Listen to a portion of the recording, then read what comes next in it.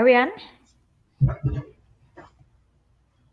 Good evening, good night, good afternoon for people if we are on. And if we're not on, I guess I'm just talking into the void. But we will be on shortly. And am I on? Okay, so I'm on. And thank you so much for the super chats. That was super sweet of whoever. I have to scroll up, but that was really sweet. And okay, I said Double Kate. Thank you so much. That was really sweet of you. And also thank you so much, Kami John. That was so sweet of you for the super chat. And we are all independent here, and unfortunately neither Artsy nor I have figured out how to rob the Tbilisi bank yet, so until then we really need your support, but one day we will figure out how to rob the Tbilisi bank. Well, that's actually how Lenin funded the Bolshevik Revolution. Hello, Jabari Morris. It was called the Great Tbilisi. I think Tbilisi used to have a different name, but I can't remember what it was. But it was the Great Tbilisi bank heist. And yeah, after I think it was around 1905. So I have a dream. Like, there's a dichotomy. I hate doing the Hitler and oh my God, thank you so much, Blackberry White. That was really sweet. So there's a dichotomy in that I do want to I hate the fact that people get good things and bad things confused. So people are like, Stalin's just like Hitler. So if you put them together, you can see a really stark contrast. But then I'm afraid of making that video because I'm afraid people won't watch the video. We'll just look at the title and then we'll continue with that false contrast. So one great contrast is that bankers funded Hitler, Stalin robbed a bank. And that shows you that who was taking on power and who was reinforcing power. Like, one person needed to rob a bank to fund his party, and the other person, like the bankers, just was like, here you go, here, money. And yeah, the Nazi party was really well funded. If you look at the New York Times thread, in 1922, it was like really fancy headquarters and a lush party and things like that. L. Stephen Day asks, is anyone here loaded? I'm a little nervous. Are we talking about guns or money? So let's see. Let us, speaking of World War II, let's just get that stupid tweet out of the way. Janet, would you mind just showing people that dumb tweet from a social democrat that we want to share so we can just bust this myth? Neil Sanger said political donations are a great investment for a right-wing political party because they get lots of returns on investment. Like the past 20 years of Afghanistan. I mean, if you were Raytheon and you gave them, okay, so good. Okay, so this idiot said, German parties who voted for Hitler's Enabling Act, the law that made him dictator, note how only the Social Democrats opposed Hitler's power grab. The liberals all voted for him, and the communists clearly weren't there. I facepalmed originally when I saw that tweet, but when I saw it again, I have to facepalm again. So the reason why the communists were not there was because the day after the Reichstag fire, February 28, 1933, Hindenburg signed the Reichstag Fire Act that made the Communist Party illegal, and they were all carted off, a lot of them off to concentration camps. Some of them were shot. Some of them were forced to dig their own graves and then shot. So meanwhile, the Social Democratic Party leader, one of the leaders, really had this idea that he could convince Hermann Goring to move left, and that did not work out. So you can't convince Hermann Goring to move left. So I guess that's about it. We have Steve Grumbine from Real Progressives this week. It was amazing.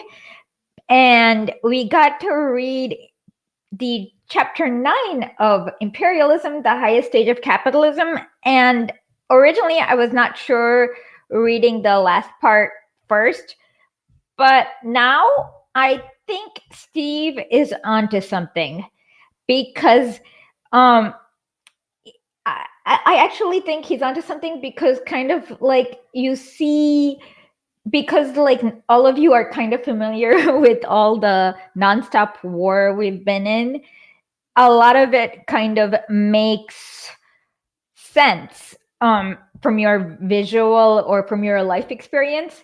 And yeah, oh, by the way, I could really use some help with designing some t-shirt, because I tried designing a t-shirt and I made it really sucky. So if you're gonna purchase, if anyone wants to help me make a t-shirt, that would be so awesome. And I forgot what I was saying. Oh yeah, so I think and then the next few days I'm going to look at what to do, because chapter 1, Lenin kind of predicts that predicts global warming and climate change, and how like 100 companies like are gonna kill us all. But he's like too finely parsing things for a lot of this to make sense. So I'm gonna look at which chapter to go next, but we will finish Imperialism, the Highest Stage of Capitalism. And as for VA from New York, yes, I would love a Lenin shirt. Can you like help us design it? Or anyone can help us design. I just tried once and everyone said it was really ugly. And thank you so much, Real Progress in Action. So without any further ado, we will begin with Steve Grumbine, and Artsy will be illustrating something appropriate and amazing. And I'll be back at the end for questions, comments, trolling. Last week we trolled, what's his name? Nate Robinson. So if you have somebody that we want to troll, put it in the chat. And anyone who's written like a bad article or anything like that, put it in the chat and we'll continue to troll at the end. So with that, let us begin with Steve Grumbine.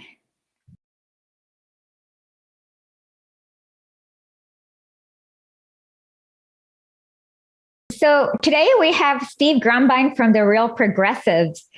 So how are you doing, Steve? I'm good. How are you? Good. I was just remembering the last time we met at the MMP conference and I had boots on, and then you mic'd the stage, and every time I walked, it was like boom, like an earthquake. Yes, you had the click, click, clicks. Yeah, it was like boom, boom, boom. And then I'm like, oh boy, I did not know how to, I had a high heel, super high heel. So it literally like was an earthquake. Well, that was at the new school, wasn't it? Yeah. You weren't at Stony Brook, were you? No, I was. You were? Why do I not remember this? I should remember this. Well, I was there for a little late. So, but I met. Oh, yes. I was stuck square in the middle filming the whole thing. So I didn't get to socialize or be fun at all. So it was very much a working trip. Yeah. So, are you an economist? I wouldn't call myself an economist. I'd call myself an activist, and an evangelist. Okay, because I've seen so many of your videos on Real Progressive, and it's always about economics and MMT. So, what made you go that path? I guess. Well, I was a former Republican, and really? Yeah. Oh my God, this is my dream. I used to have a former Republican read Lenin and be like, Lenin makes sense. That's right. Well, as you can see, my background, I am very much the opposite of that now. But, I started off as a Reagan Republican, a Judeo-Christian Reagan Republican, Rush Limbaugh ditto head, all the other nonsense. I can never imagine you that way. It's hard. It really is. And I gotta give two major events the nod for the huge transition. Number one was 2002. And then more importantly, 2006, I got sober. I stopped drinking. Oh. And that was a huge, huge deal. And it made me really start looking at life very differently. But then the global financial crisis hit on top of me getting sober. I things just didn't make sense. I had 2 master's degrees. I was certified from here to forever. I was a rising star at Verizon, and suddenly I was unemployed.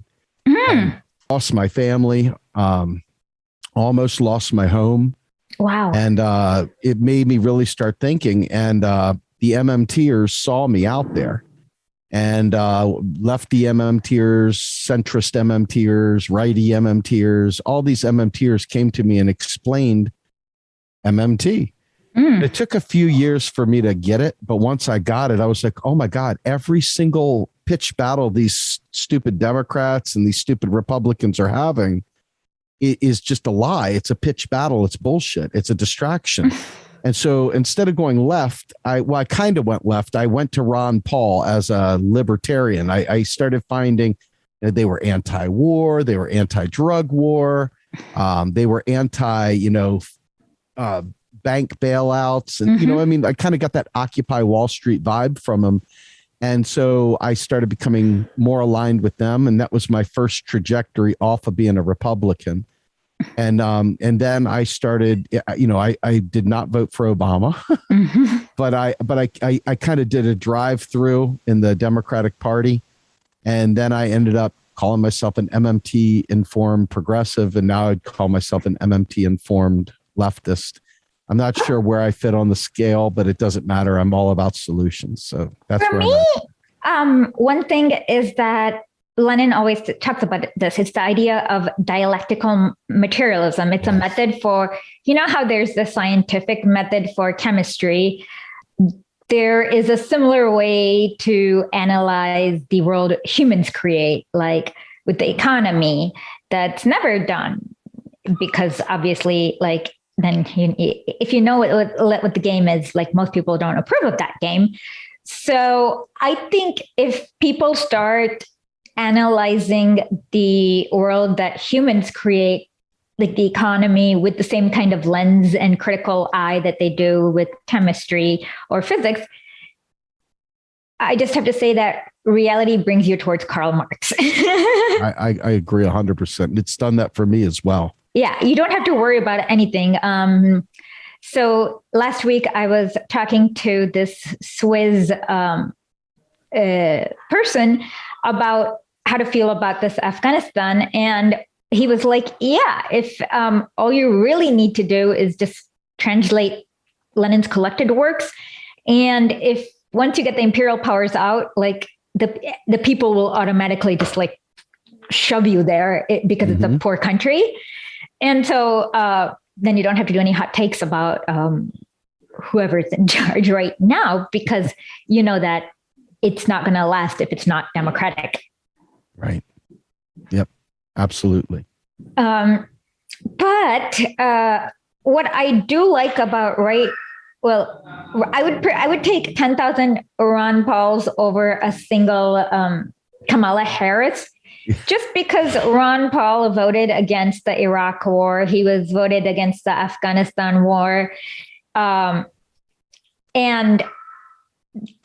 practically, sometimes, once you kind of ignore the really crazy stuff they say, like they're okay with diagnosing the problem, but they go really off the rails when coming up with an actual solution.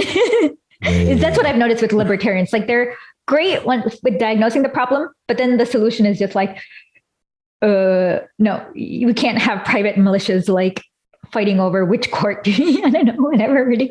And so I've noticed that, but in Congress, practically speaking, I'd rather have those votes against the Iraq war any day.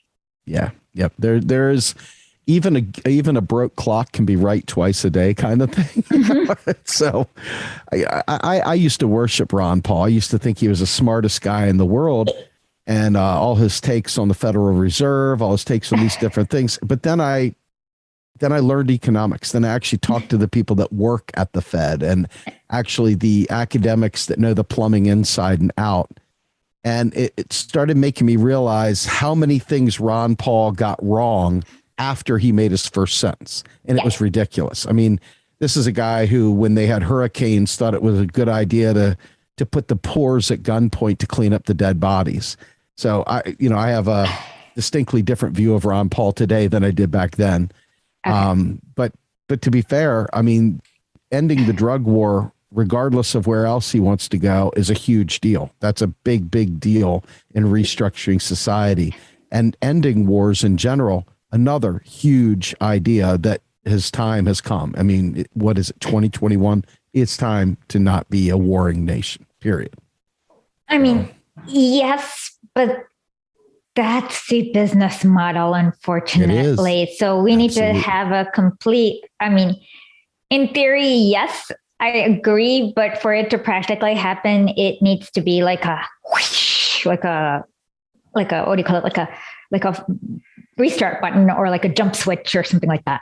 Absolutely. I couldn't agree more. Or short circuit. That was what I was thinking. Well, I was going to say a reset is I'm with you either way. You're right. 100%. We got to reset the system and make it work for us. And, some of the ideas that they have, they're really good, and you nailed it perfectly. Once you get to solutions, they're no longer, you don't want to be in the room with them when they're making their solutions, because they're not solutions at all. They're solutions that create more poverty, more pain and suffering, and more precarity. And they just feel like not even grounded in real life. I mean, praxeology is foolhardy. It's all, everything they go for is foolish at this point. So exactly. Like if you want to, actually, I'm kind of set a video which will get copyright. So I will put the link down, but I set a video about Afghanistan to gangster's paradise. And the way the Afghan economy was run, like even milk or coffee was like run like a drug cartel. So Afghanistan today, like not today, I guess. I don't know what's going on today, but Afghanistan maybe 6 months ago would be the ideal libertarian paradise. Yep. Hellscape all the way. Mm-hmm. Yeah. So, when you don't have a government, what you get is a warlord. It'll always devolve into like a whole bunch of warlords just going bing, bing, bing, bing. Yep. A lot of death, a lot of pain and suffering, and a lot of oppression. Yep. So I'd like to hear your thoughts, because suddenly MSNBC is like, oh my God, those women, the children in Afghanistan, and they don't seem to care when our allies are doing the oppressing. Right. Well, I think that the two can be mutually exclusive, right? I think that if you just look at Afghanistan and think about what the people need, what we promised to those people that were now in these job corps and doing their own, the different industries that cropped out of our occupation over the last 20 years, I think that there's a responsibility our nation had in making sure that we didn't leave them in worse shape than we got there. We clearly did. We clearly did. And that's the thing that sucks, is that it was not hard to be better than the Taliban, and the U.S. couldn't even manage that. They couldn't even manage that. Exactly. So I think that there is some truth there. But the flip side to that is that I think that overall, I think we're spending something like $300 million a day to stay there occupying Afghanistan. And when you look at that, for people that are focused on the war side of this, which is, an important thing to be focused on. But when you're just looking at the war side, it's like, get them out of there. Mm-hmm. What most folks don't understand is the military Keynesianism that we use as a society to keep our society floating. It's not even about necessarily extraction. It really is about two things. Number one, how do we spend money into the economy so that we keep it floating when we are clearly against social spending? We're clearly against all these important things that would help people. So the one place they have is the military. The other thing, the second part to that is that then, because our government is largely captured by corporate interests, we clear out markets across the world as our secondary goal in here. And I think that those two very key things are also things that we as MMT folks can look at pretty clear-eyed and understand that there's other ways of creating an economic system that allow us to prosper without being in the business of destroying Black and brown lives across the globe. That's number one.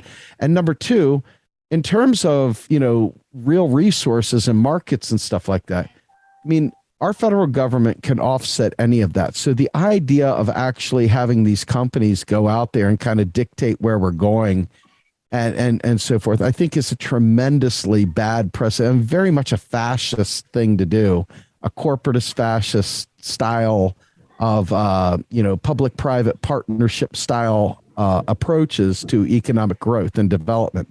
And I think that this right here is something that most people don't really take the time to think through. But if you consider that we're giving up a public space that we all can enjoy to privatize so only the few can benefit and profit from, that we might make a different decision than what they're making for us on our behalf. But you got every one of these media outlets out there pumping how great this is and what a good idea it is. And so naturally, the average person that takes about 15 minutes to learn about stuff hears that propaganda, and that's the only answer there's left is, oh, yeah, this is a good idea. Let's do it. So we're up against some odds. I know. I mean, the odds I understand. And you're right. They don't, to be honest, they don't even offer an alternative.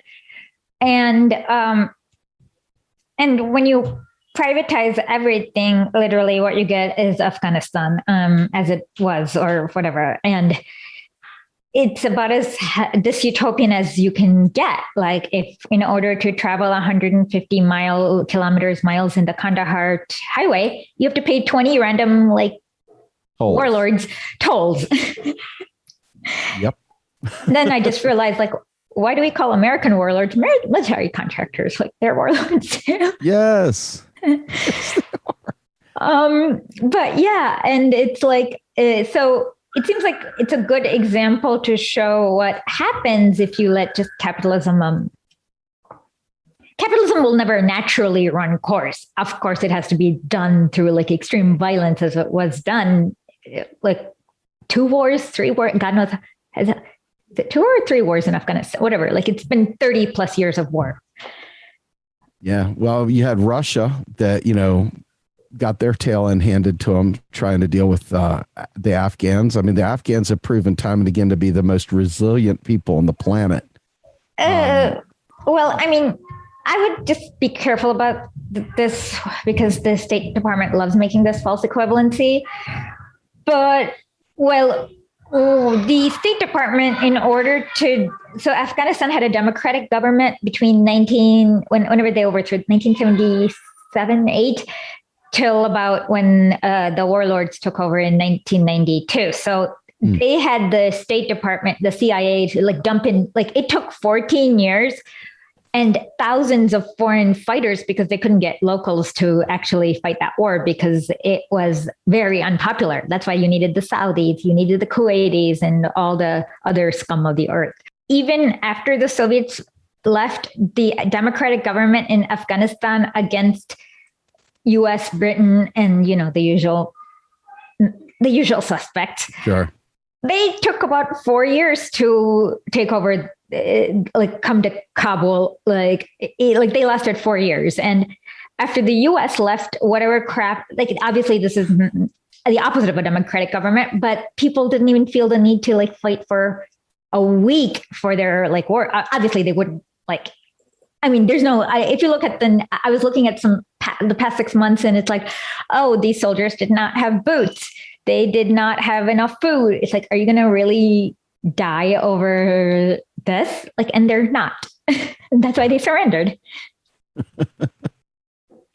So what do you think about the U.S.'s involvement in general? I mean, this is just a business thing, right? This isn't, I mean, it's geopolitics, sure. Maybe they're helping somebody, maybe some relationship, whatever, but it's business. It's just business, right? It is purely imperialism, the highest stage of capitalism. I think we found our piece. Yes. But obviously we won't get through all of this. So I'm going to have you pick whichever chapter you want. Like, I'll send it to you, and just pick what chapter you want to do, because and we can do whatever chapter you like. Okay. But yeah, it is pure and simple imperialism, the highest stage of capitalism. And this was a critique that Lenin wrote right before during World War I, about why they're actually fighting World War I. Okay. Now, So, what is this book called? This is Imperialism, the highest stage of capitalism. I have that. I thought I actually have that book. So have you read this already or not? What's that? You haven't read this, right? No, I have not. Okay, good. Because otherwise we have to change the piece. But No, I have not read it yet at all. Okay, but I have it. Okay, so you pick whatever chapter you want to do. Because it's in the chat. If I'm going there right now. Yeah, except for the preface, because you don't really need it. It's just like Lenin explaining, like, it's not relevant anymore, because when it was illegal for him, he used some codes, and then that was mistranslated. So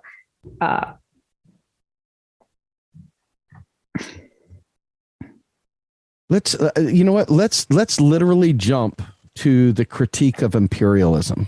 Okay, let's go for that. So we will give me 1 second. 280. Okay, so I have it opened, and this is good, because what you realize is that this is the same exact relationship that the US has with the world. The same as what the British did and the Germans did. And it's just now the Germany kind of got weakened by that whole World War II thing. And you kind of realize that it just, the US just kind of became like a more intense imperializer. Mm-hmm. Yeah. Okay. Let me know when I'm supposed to get started with this. Whenever you're ready. All right.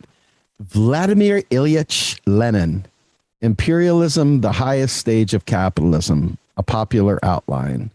This is, I guess, chapter 11, Critique of Imperialism. No, chapter 9, I believe. 9, I'm sorry. Got my Romans backwards there. Yeah. So let's get it so I can scroll. Uh-huh. So by the critique of imperialism, in the broad sense of the term, we mean the attitude of the different classes of society towards imperialist policy in connection with their general ideology. Mm-hmm. The enormous dimensions of finance capital concentrated in a few hands and creating an extraordinarily dense and widespread network of relationships and connections, which subordinates not only the small and medium, but also the very small capitalists and small masters on the one hand, and the increasingly intense struggle waged against the other national state groups of financiers for the division of the world and domination over other countries. On the other hand, caused the property classes to go over entirely to the side of imperialism, general enthusiasm. The thing is that what's worse is that now we have finance capital that's even more concentrated than, believe it or not, Tsarist Russia, and it's in hands of even fewer people. So it's just more intense now. That's exactly what 2000, the bailouts did, is that it consummated all the bank, lots of these mid-level banks consolidated. So now there's like even smaller banks. I mean, not smaller, fewer banks that are more tightly wound. Yep. The the national banks as opposed to the local banks. These larger than life one-stop shop banks have absolutely captured society. Exactly. Yes. Absolutely. Like the Citibank and the Bank of America, those kind of banks. You got it.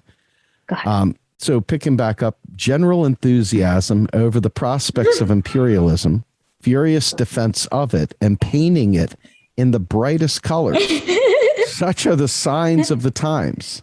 That's what we feel like today watching MSNBC. It's just or CNN, Fox News, anything. I just don't watch Fox because it's so garbagey. But like, so that's why often people think like, why are you critiquing this? Because it's like, I can't avoid MSNBC. It's just garbage. But, and yeah, they've been painting it brighter and like making it more, I don't know, whatever. Go ahead. Sexy. Yeah. So imperialist ideology also penetrates the working class. Does it ever? No Chinese wall separates it from the other classes. The leaders of the present day so-called Social Democratic Party of Germany are justly called social imperialists. You'll see, just saying like she apparently, there's a tweet that popped up from 2019 that I didn't observe, but she apparently got Afghanistan and Iraq confused. Do you think it was maybe just a typo, or do you think she genuinely? Because she like tweeted later that she was like, I meant Afghanistan. Ah, okay. Go ahead. So it says, like, you pick back up. That is socialists in words and imperialists in deeds. I love but this as one. early as 1902, Hobson noted the existence of Britain of Fabian imperialists who belong to the opportunist Fabian society. I've never heard of a Fabian society. I will figure this out now because last week I did it. Fabian Society is a democratic socialist society founded in 1884 in Britain. And they founded the London School of Economics. So they didn't stay socialist for too long. Clearly not. Clearly not. Okay, so bourgeois scholars and publicists usually come out in defense of imperialism in a somewhat veiled form. They obscure its complete domination and its deep-going roots, strive to push specific and secondary details into the forefront, and do their very best to distract attention from essentials by means of absolutely ridiculous schemes for reform. God, this sounds like a modern day newspaper, like I'm opening up the newspaper today. New York Times. They had, Washington Post. They had a son of a warlord talking about help us, Washington. And it's like, Washington's been helping you for 50 years. And if you can't win, you must really suck. Clearly. But it says by means of absolutely ridiculous schemes for reform, such as police supervision of the trusts or banks, Elizabeth Warren. Cynical and frank imperialists who are bold enough to admit the absurdity of the idea of reforming the fundamental characteristics of imperialism are a rarer phenomenon. Bingo. I mean, once in a while, they do accidentally let it out. Like, I'm trying to remember. There are like those really ghoulish Washington Post articles sometimes. Oh, Brad Stevens, New York Times. Like he once in a while like lets the quiet part out. Oh, Trump said it once where he's like, oh yeah, we're going to invade Venezuela to steal their oil or something. But usually they like to keep, that's exactly what they don't ever do. Right. Well, I mean, it was funny.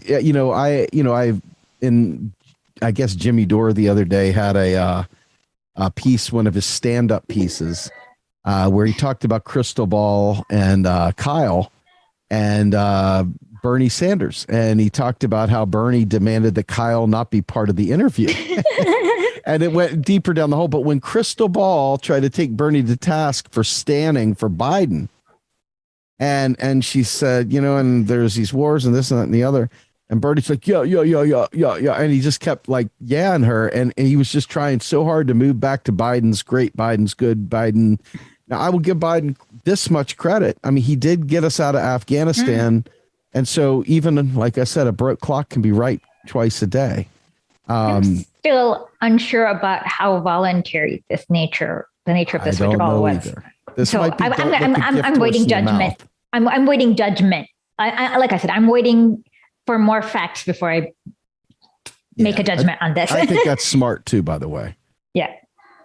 So here is an example, the German imperialists' attempt in the magazine archives of the world economy to follow the national emancipation movements in the colonies, particularly, of course, in colonies other than those belonging to Germany. Yes. They note the unrest and the protest movements in India, the movement in Natal, South Africa, and the Dutch East Indies, etc.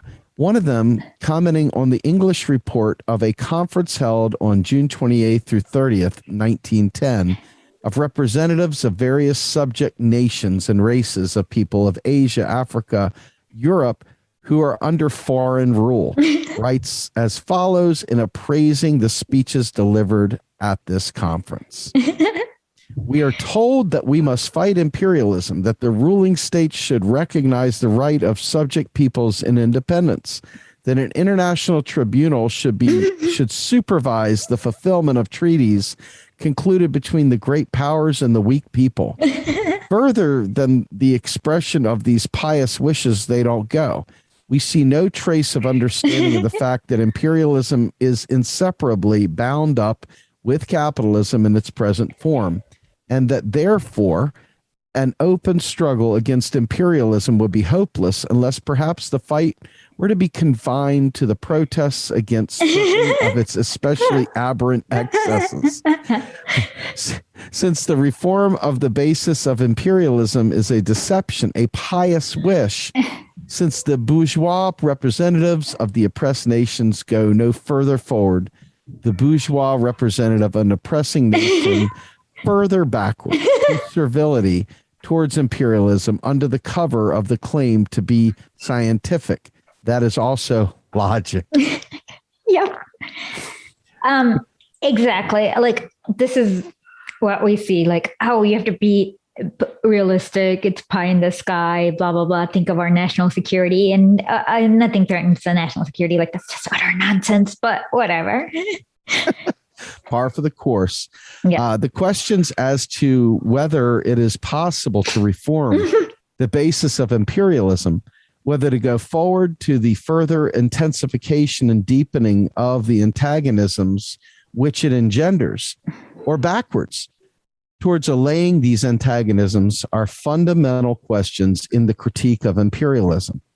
Since the specific political features of imperialism are reaction everywhere, and increased national oppression due to the oppression of the financial oligarchy and the elimination of free competition.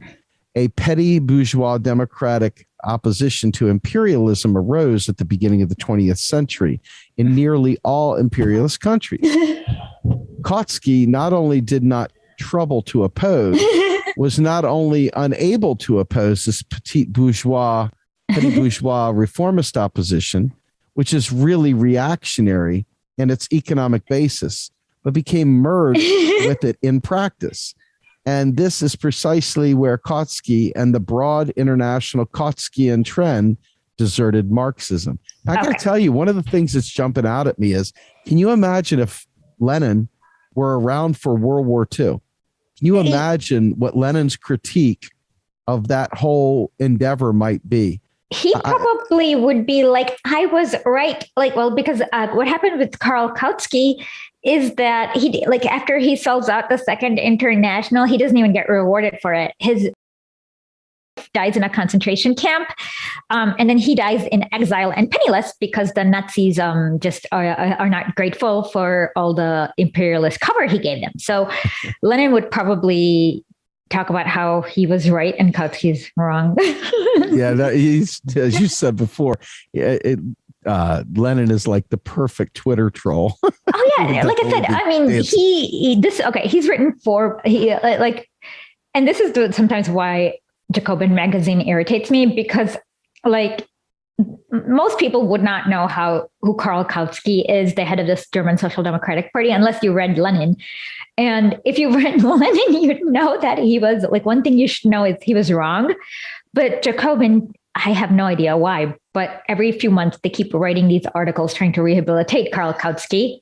And it's precisely, and it's like, come on, stop trying to make him happen. Stop making fetch happen. It's exactly. Not going to happen. Exactly. And if you like look at what happened to the German Social Democratic Party, like that Kautsky was the head of, things went really wrong, like as wrong as it could. So it's like a lesson on what not to do.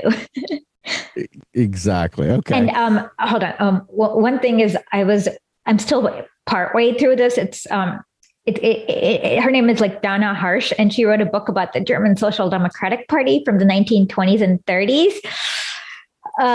The painful part is that you recognize the Democratic Party in every single line that she writes. This right here feels exactly like that as I'm reading it too. I mean, literally, if you told me this was written yesterday, I'd be like, I got to interview this guy. Where do I find him? Yeah. Where is he at? I know. We all want to. Yeah, we got to bring him back. Yeah. When I went to his mausoleum, so he's in the glass case and yes. They have like sucked all the air out. But then like they actually have like two police officers like watching all the time just to make sure that nobody's like crazy, like tries to like apparently like every few days they get somebody trying to like break him out. Like a few years ago, they had to arrest this tourist because he was like sprinkling holy water and saying, wake up. And then like, so when I went there, I was like, you have to wait in line. Lenin's like the most popular man in the world. Not like outside of the imperial core, like India, Africa, or wherever. So what you get is like a lot of like not white people, like people who are not European, like just like up to get in at 9. And then they just like let you look for one quick like minute, and then they're just like pushing you out because it's. But yeah, when you're like, oh my God, he's so well preserved. Oh, if only. And then yeah, so it was really I'm glad I did it when I went to Moscow, but it was also a little bit like, aw. Well, they have people that literally change his clothes periodically and dust him and wash him up with certain things, and there's a whole thing out there. I wish I could figure out where I read this, but that would be great. An entire thing that breaks down the entire maintenance of Lenin. He looks like he's sleeping. Yeah. Okay. Absolutely. All right. So in the United States, now this should be funny. In the United States, the imperialist war waged against Spain in 1898 stirred up the opposition of the anti-imperialists, the last of the Mohicans of bourgeois democracy, who declared this war to be criminal, regarded the annexation of foreign territories as a violation of the Constitution, declared that the treatment of Aguinaldo, leader of the Filipinos, American, promised him the independence of his country, but later landed troops and annexed it, was jingo treachery, and quoted the words of Lincoln, when the white man governs himself, that is self-government. But when he governs himself and also governs others, it is no longer self-government, it is despotism. Yep. But as long as all the criticism shrank from recognizing the inseverable bond between imperialism and the trusts, and therefore between imperialism and the foundation of capitalism, while it shrank from joining the forces engendered by large-scale capitalism and its development, it remained a pious wish. Absolutely. And this is what we see today, where you see things like, where did the U.S. mess up? And it's like, no, the U.S. did not mess up. Everything went to plan, and the plan worked. You can look at State Department cables where they're basically, this one was, let me just quickly find this one. Joining us now is Linda Thomas Greenfield, the United States Ambassador to the United Nations. Ambassador, it's wonderful to see you. Thank you for spending some time with us today. Good. Thank you very much. I'm delighted to be here. Can we achieve what Malala is asking us to achieve? Can we realistically Afghan women and girls from the Taliban? Let me just state, one, to say how courageous Malala is. And I did read her article in the New York Times. And yes, we can. We have to. Our commitment to Afghan women and children and to all Afghans is unwavering and is not related to our military presence. We have diplomatic tools, we have economic tools, we use our development assistance and our humanitarian assistance to support women and girls' education moving forward, and we will continue to do that. And right now we're working around the clock to help Afghan women and other vulnerable people who want to leave Afghanistan get out of Afghanistan. The president has acknowledged that the situation there is a painful situation. It's gut-wrenching, and it's especially so for women who don't know what they face in the future, but they should know that we are committed to continuing to assist them in every way possible. May I ask you about? Okay.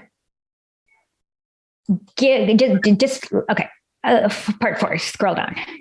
There you go. Okay. Given Afghanistan's poverty and backwardness, this revolutionary regime's goals would probably in themselves deserve genuine support from most quarters interested in bettering the lot of the Afghan people. Now let's scroll down. But on balance, I found it 17. Okay, on balance, however, our larger interests, especially given the demographic of Afghanistan's extremely close ties to Moscow and this regime's almost open hostility to us and that whatever, it probably would on balance, however, our larger interests would probably be served by the demise of this regime, despite whatever setbacks this might mean for the future of social and economic reforms within Afghanistan. So this is the kind of thing where it's like, no, they told you what the plan was and the plan worked perfectly. And they're just like, oh, where did the US fumble or go wrong? Those kind of, I feel like because they don't want to address that, the reason why the U.S. interest is served by destroying Afghanistan is because war is good business, and but then you'll have to talk about capitalism and how that's connected, right? So they prefer the bumbling empire kind of lie. Well, the idea of Tina, or there is no alternative. I mean, this is what the capitalist playbook does. It literally leaves you believe that, of course, this is the most natural thing in the world. What else could we possibly do? Of course, we have to do this because what do you want? Socialism? And so that whole mindset there is so codified into everything from sitcoms to everything. Like you go to church, you hear about it. You go to this grocery store game, you hear about it. It's ridiculous how deeply woven the propaganda of capital is inside of our society. It's unbelievable. Well, yeah, unbelievable. I mean, that's why you never see an actual critique.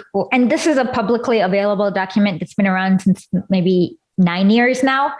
So, but you'll never see any congressperson saying that the plan worked and this was a plan. Instead, it's like, oh, the US went overboard. We stayed too long, blah, blah, blah. Like it's always about how the empire bumbled as opposed to how the empire executed the plan as it was meant to be executed.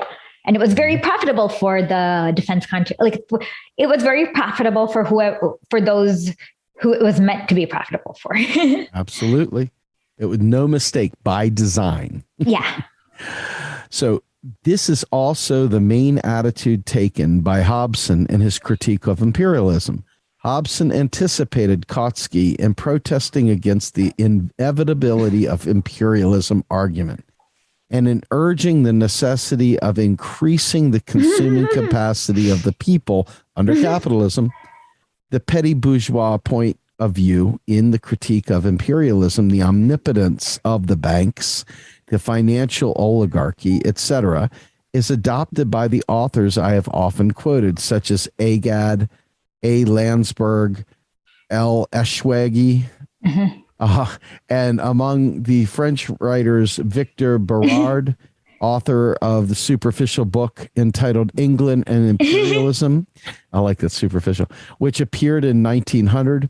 All these authors who make no claim to be Marxists contrast imperialism with free competition and democracy. Condemn the Baghdad railway scheme. I'm interested in that, which is leading to conflicts and war.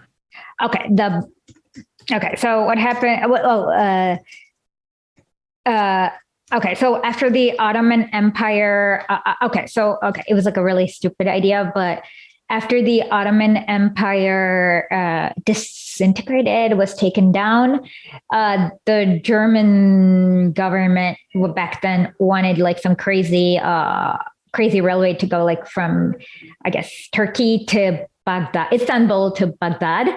And they were going to like give it to it's Deutsche Bank and then like some German railway company. But then like, of course, England had their own East India Company and all this like nonsense. So basically, they were warring each other. As Lenin says, like World War I is a war between Germany and Britain about who gets to rob Turkey.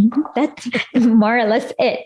That's kind of, so it's kind of like one of those U.S. development projects that we see now in Afghanistan. Public-private partnership. Yeah. That's exactly public-private partnership. PPP.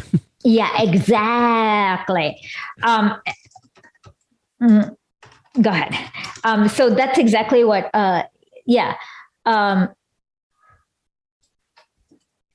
So he was on top of this. He saw straight through it. Oh yeah. Brilliant. Yeah. Okay. Oh, by the way, this is exactly somebody yesterday, Janet, can you just show this real quickly? Was critiquing. He won't tell us which book, but it doesn't almost matter. But it talks about how the thesis is that despite the best intentions of foreign interventions fail because the foreigners fail to understand some totally unique culture, politics, whatever.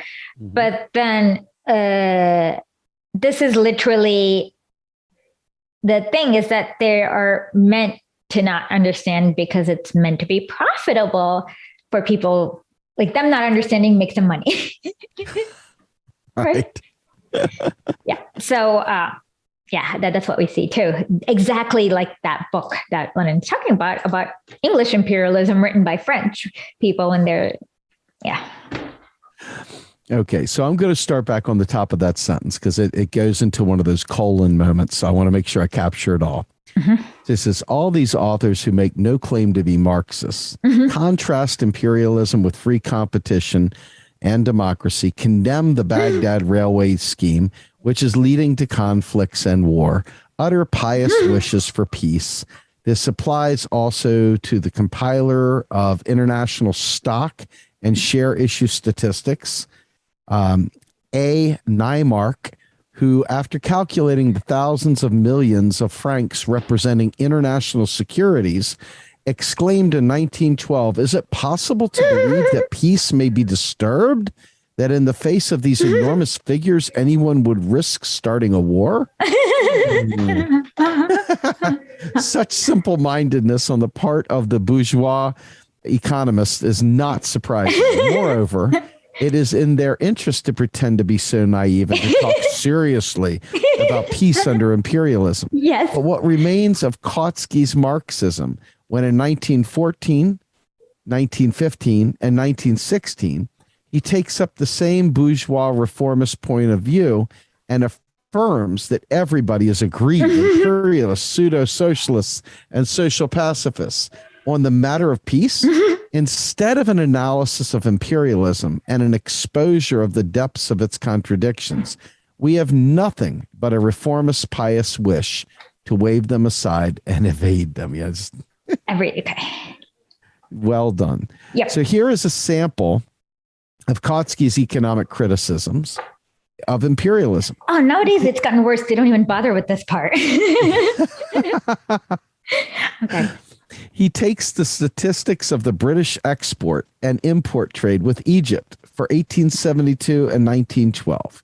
It seems that his export and import trade has grown more slowly than British foreign trade as a whole.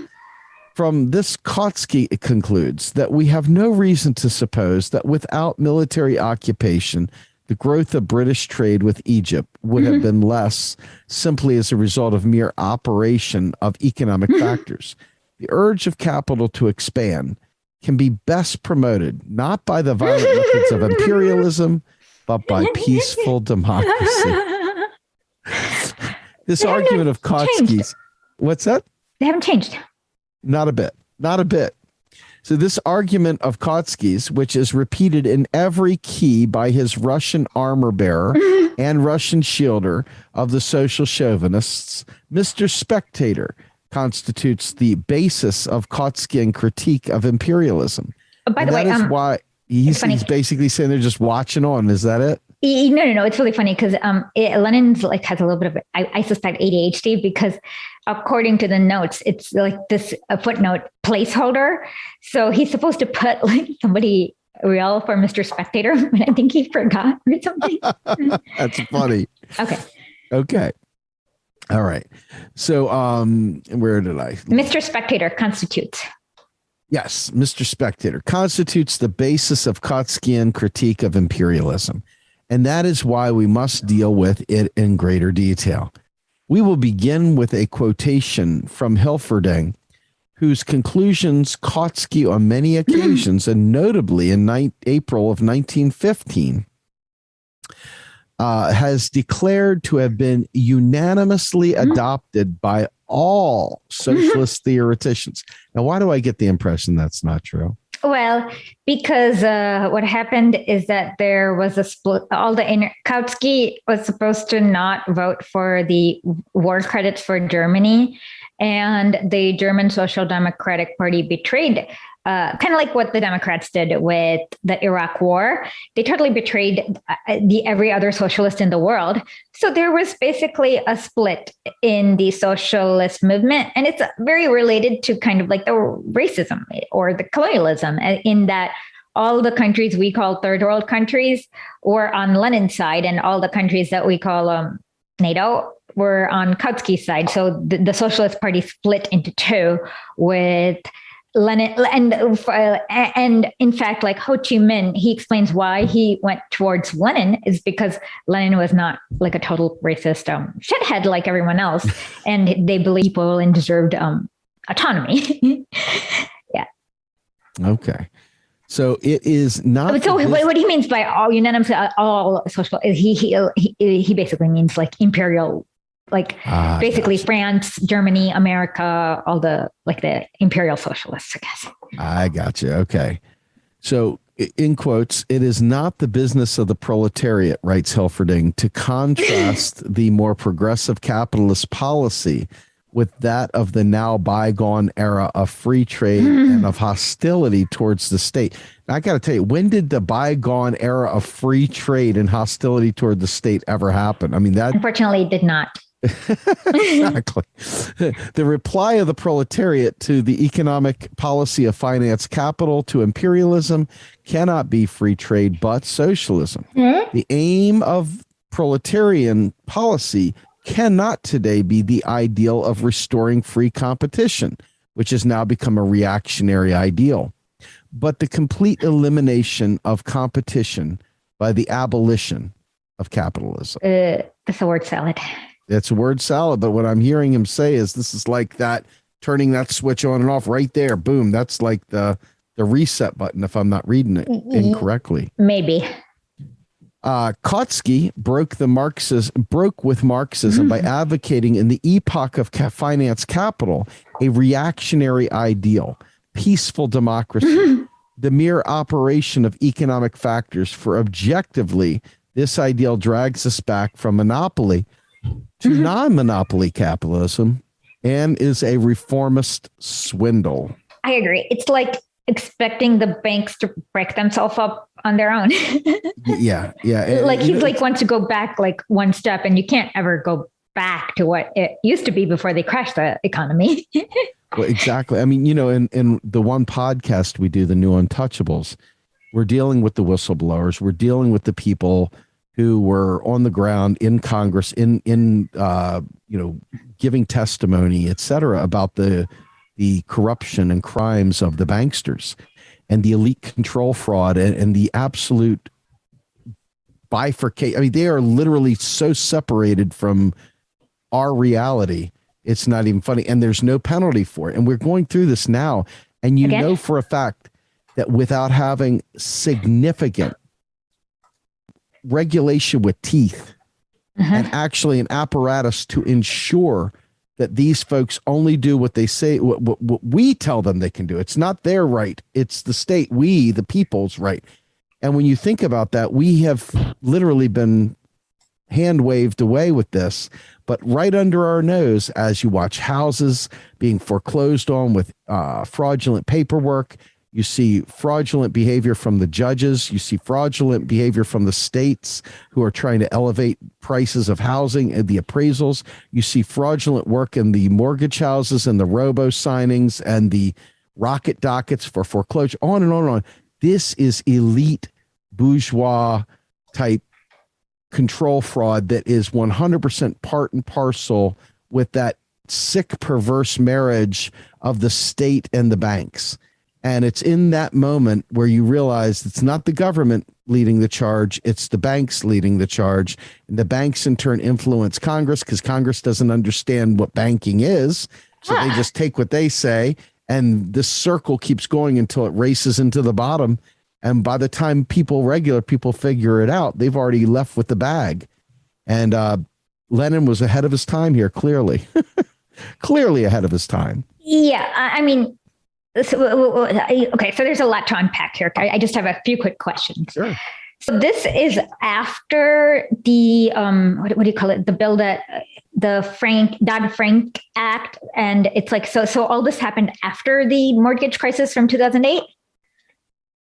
Yeah, I mean, we're still going through the very things that led up to the collapse in 2008, 2009, which is a direct result of Congress choosing to bail out these banks, if you will, or to provide them liquidity, to take their bad debt off their books, to wash it away and to absorb it, and then to in turn provide them zero interest loans or just in general access to credit markets that shouldn't have had because you're supposed to be credit worthy and they were not.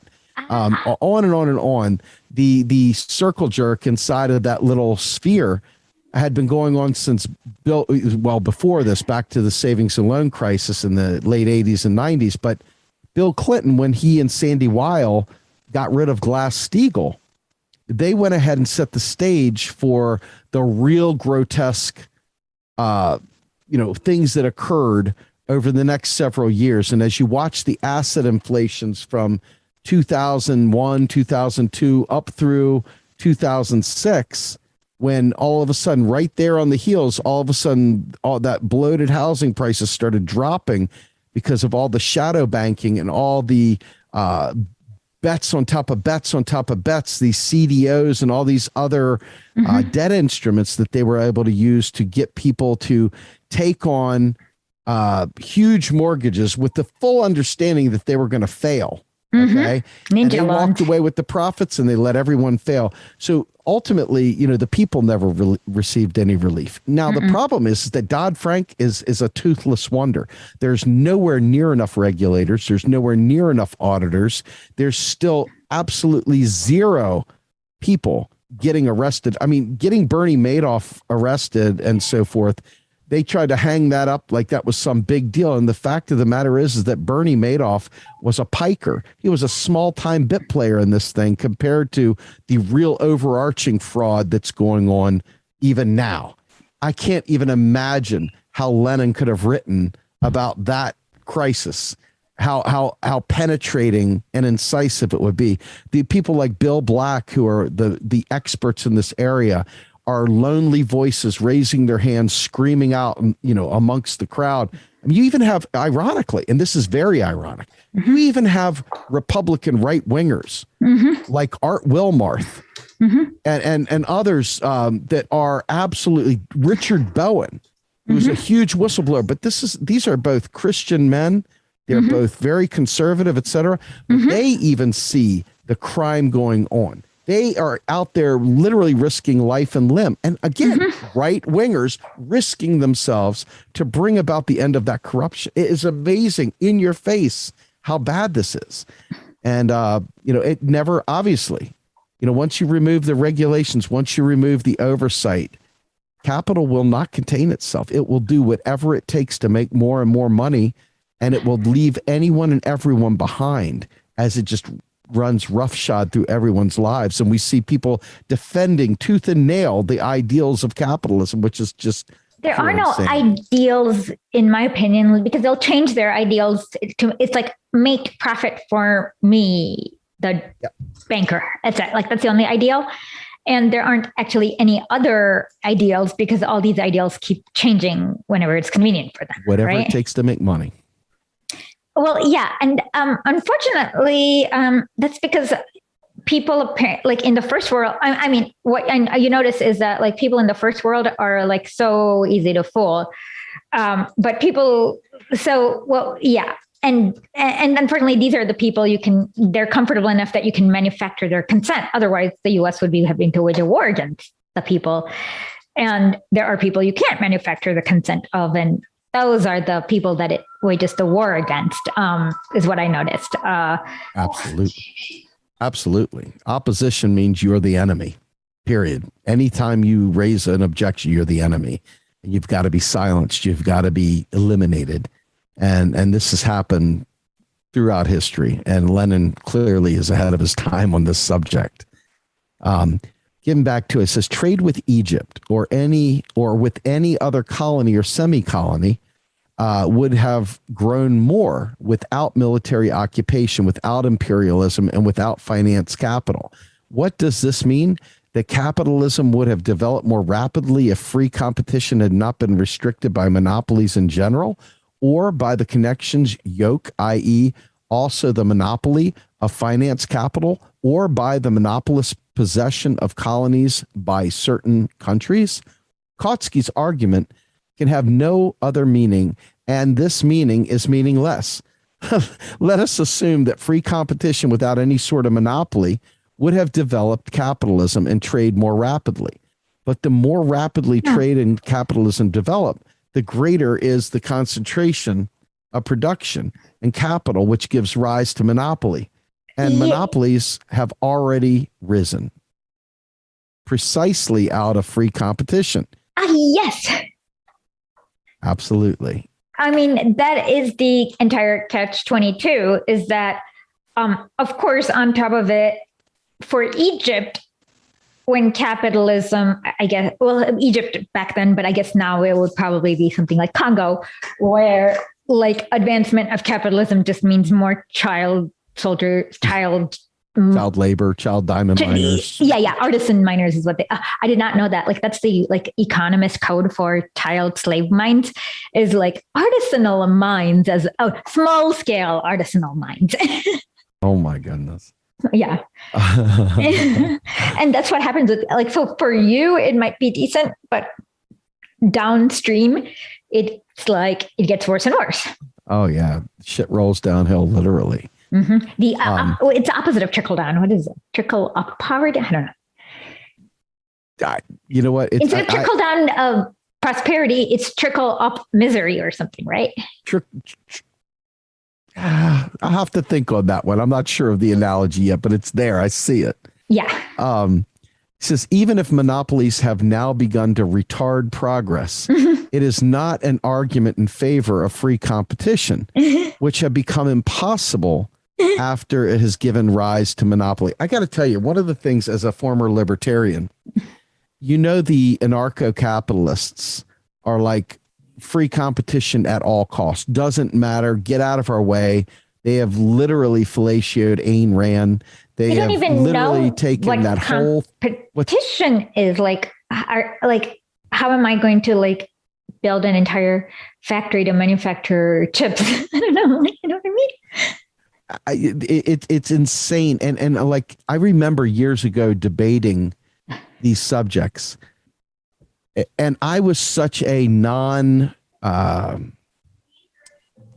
I was not a religious adherent of libertarianism. It was just more like a pass through to get to where I was going. Mm-hmm. And so when they would throw these anarcho-capitalist type things at me, it didn't take long to realize how absolutely ridiculous it was. The whole thinking was, it was like it just takes 5 minutes to like figure out, wait a minute, like what's in nature? What do you need machine for? Like how do you build it? Like it just like thinking about the logistics for about 5 minutes and you're like, okay, that's a ridiculous thing to do. You can't do it without like the Queen of England's army.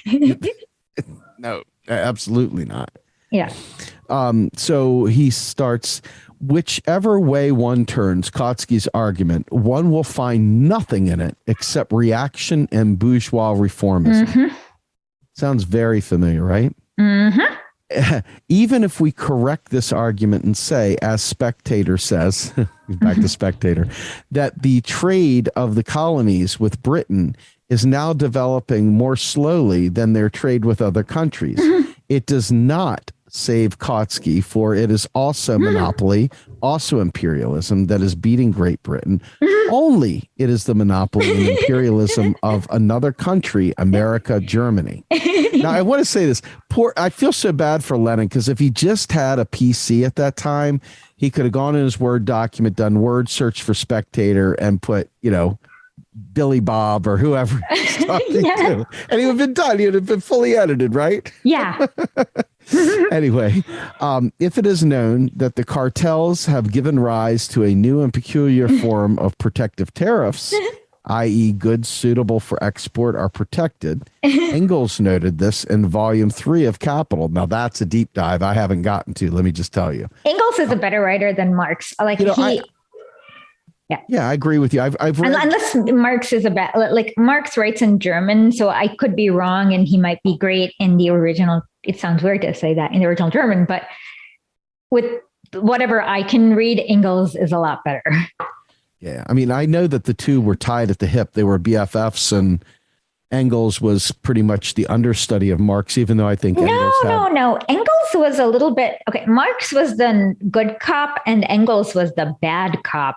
So Marx would say something like, I don't know, like the proletariat needs to, take over the enterprises or something. And Engels would be like, this is why we support authoritarianism, and an entire on authoritarianism kind of thing.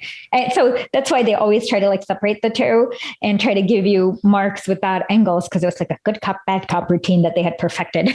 Right. Well, I got the impression though that they were really truly friends, and that Engels really, really truly, I don't know if the word worship is correct. No, he was very devoted to Marx, and they were very collectively, they both had the right idea.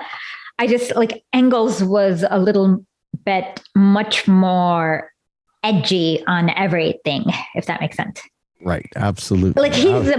Engels is less palatable to the bourgeoisie. With Marx, sometimes they can twist it to make him harmless, but Engels, they just kind of pretend he doesn't exist for that precise reason, is that he's not palatable to them even in the least bit. What was the guy, Marat? That's who it is, Marat. Jean-Paul Marat? Engels reminds me a little bit of Marat in that sense. Not necessarily quite that flamboyant, but definitely with the edge and the, obviously 2 different countries, 2 different revolutionary minds, 2 different languages, et cetera. But I could see some similarities there in terms of, I would go so far as to say a lot of Marxist writings are kind of enlightenment in their own right, a different kind of enlightenment, but enlightenment thinking nonetheless. They're taking the things they built off of, and Marx was very influenced by the Enlightenment. He was very influenced by the happenings in France, but he does write an entire book trolling and talking about how much Enlightenment sucks. No question, but I see some relationship there in terms of, the stuff that they're writing at this time hadn't been written before. Nope. This is all new material, so to speak. Yep. And so that's why I kind of can see a similarity there in terms of the Enlightenment and what they were advancing, what I guess it was some 50, 60, I guess it was even longer than that. I guess it was probably almost 100 years later. But still very much, I know that they were influenced by not only the French Revolution, but they were also influenced by the American Revolution and looking at what had occurred there and so forth. I know that Marx actually worked in New York for a little while, and he was Well, so I guess the main thing that you kind of have to remember is that America and Britain were like cousins in that America supplied the raw materials, cotton, for British factories to make the cloth, and they were kind of joined at the hip. So once you kind of recognize like they're not like they're kind of two sides of the same coin, Right. Like you kind of understand like, okay, both will take you to the same place. Absolutely. And they still are not separated. In many ways, you're exactly correct on that. I mean, we look at the American Revolution, and I think a lot of well-meaning people miss the point that was not a people-led revolution. Mm-mm. That was a bourgeois revolution. And it was definitely even the people, they would have storehouses full of food and wheat, and people would be starving outside, but they would have it in there because if they couldn't make money on it, they weren't giving it to them. And this country's always been founded on rape and pillage and stealing and taking. And I mean, I think Howard Zinn really, really does a phenomenal job of exposing the history that we don't talk about. And this is part of that. I'd like to add Gerald Horne, The Counter-Revolution of 1776. Read that. Like he does an even more, he has more access to records, so he does an even more detailed job. He isn't he the author that does Beyond the Black Jacobins? Like he does a critique of. Maybe, I don't know. I know he's his like the books I read about his is White Supremacy Confronted, which he talks about the similarities between Rhodesia, which is like used to be Zimbabwe, South Africa, and the U.S. And the counter-revolution and the dawning of the apocalypse, which is like has to do a lot with how basically the new, like the economy of the new colonies kind of I don't know, spurred on the slave trade, if that makes sense, as opposed to like when you have more people think that you have slavery because you don't have resources, but even when you had more resources, you had more slavery, which that's what he kind of like debunks in the dawning of the apocalypse. Gotcha. I think I'm positive it was Gerald Horne. He wrote a book against C.L.R. James's recount of the Black Jacobins, which was a story of Toussaint Louverture, Dessalines, and Napoleon, and so forth. And at the time, Saint-Domingue, and then, as Haiti became a nation under Dessalines. And he, unfortunately, C.L.R. James, who is largely, regarded as like the top Haitian, history guy, he basically had a bourgeois perspective of he had a socialist perspective, but he gave a lot of credit to things that no one really should have. And he elevated Toussaint above Dessalines. He made Dessalines seem like just a dumb brute that followed Toussaint, that Toussaint was the great man theory kind of thing. Yeah. And but unfortunately, as you realize that Toussaint was always willing to allow slaves, and Dessalines was like, the hell with that, man. I'm just gonna, as my friend Pascal Robert says, he slaughtered them. He just killed them all, and so forth. And I think that understanding of how even Haitian history was whitewashed through this, it really, really brings it. And anyway, Gerald Horne is the guy. I know it is because I'm going to be reading his stuff soon. Okay, cool. All right, back to this. So even if we correct this argument and say Spectator says that the trade of the colonies with Britain is now developing more slowly than the trade with other countries, it does not save Kautsky. For it also monopoly, also imperialism, that is beating Great Britain. Only it is the monopoly and imperialism of another country, America and Germany. It is known that the cartels have given rise to new and peculiar form of protective tariffs, i.e. goods suitable for export are protected. Engels noted this in volume 3 of Capital. It is known too that the goods at high monopoly prices, but sells them abroad as much lower price to undercut the competitor, to enlarge its own production to the utmost, etc. Wait, hold on. It is known too that the cartels add finance capital, have a system peculiar to themselves, that of exporting goods at export and dumping it. Yeah. Within a country, the cartel sells its goods at high monopoly prices, but it sells them abroad at a lower price as to undercut the competitor. Yep.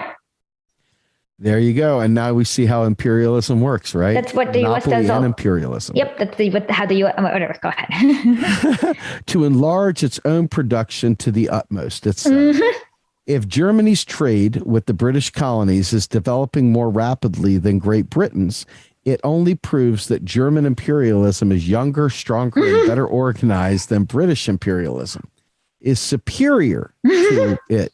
But it by no means proves a superiority of free trade, for it is not a fight between free trade and protection and the colonial independence, but between two rival imperialisms, two monopolies, two groups of finance capital.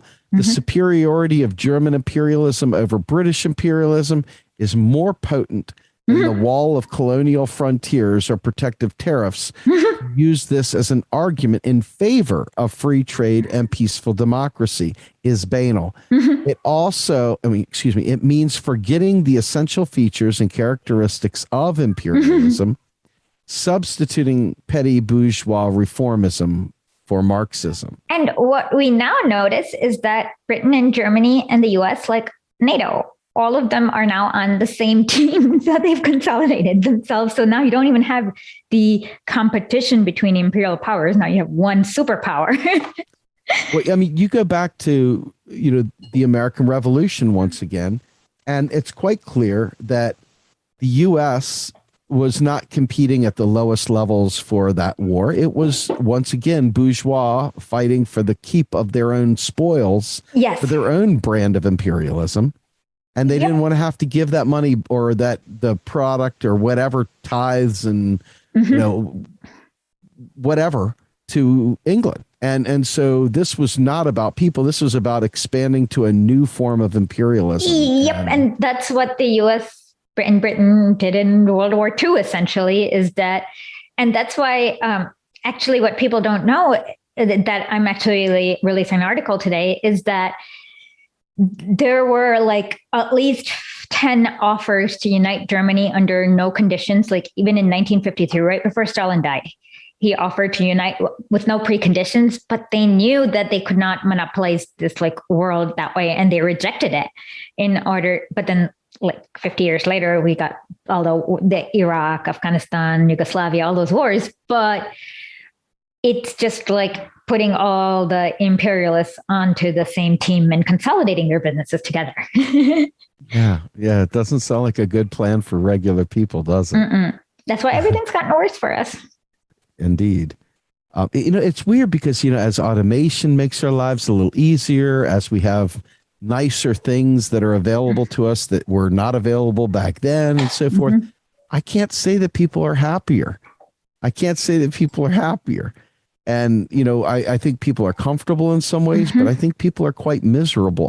I'd be interested in checking out statistics of suicides from back then and suicides today.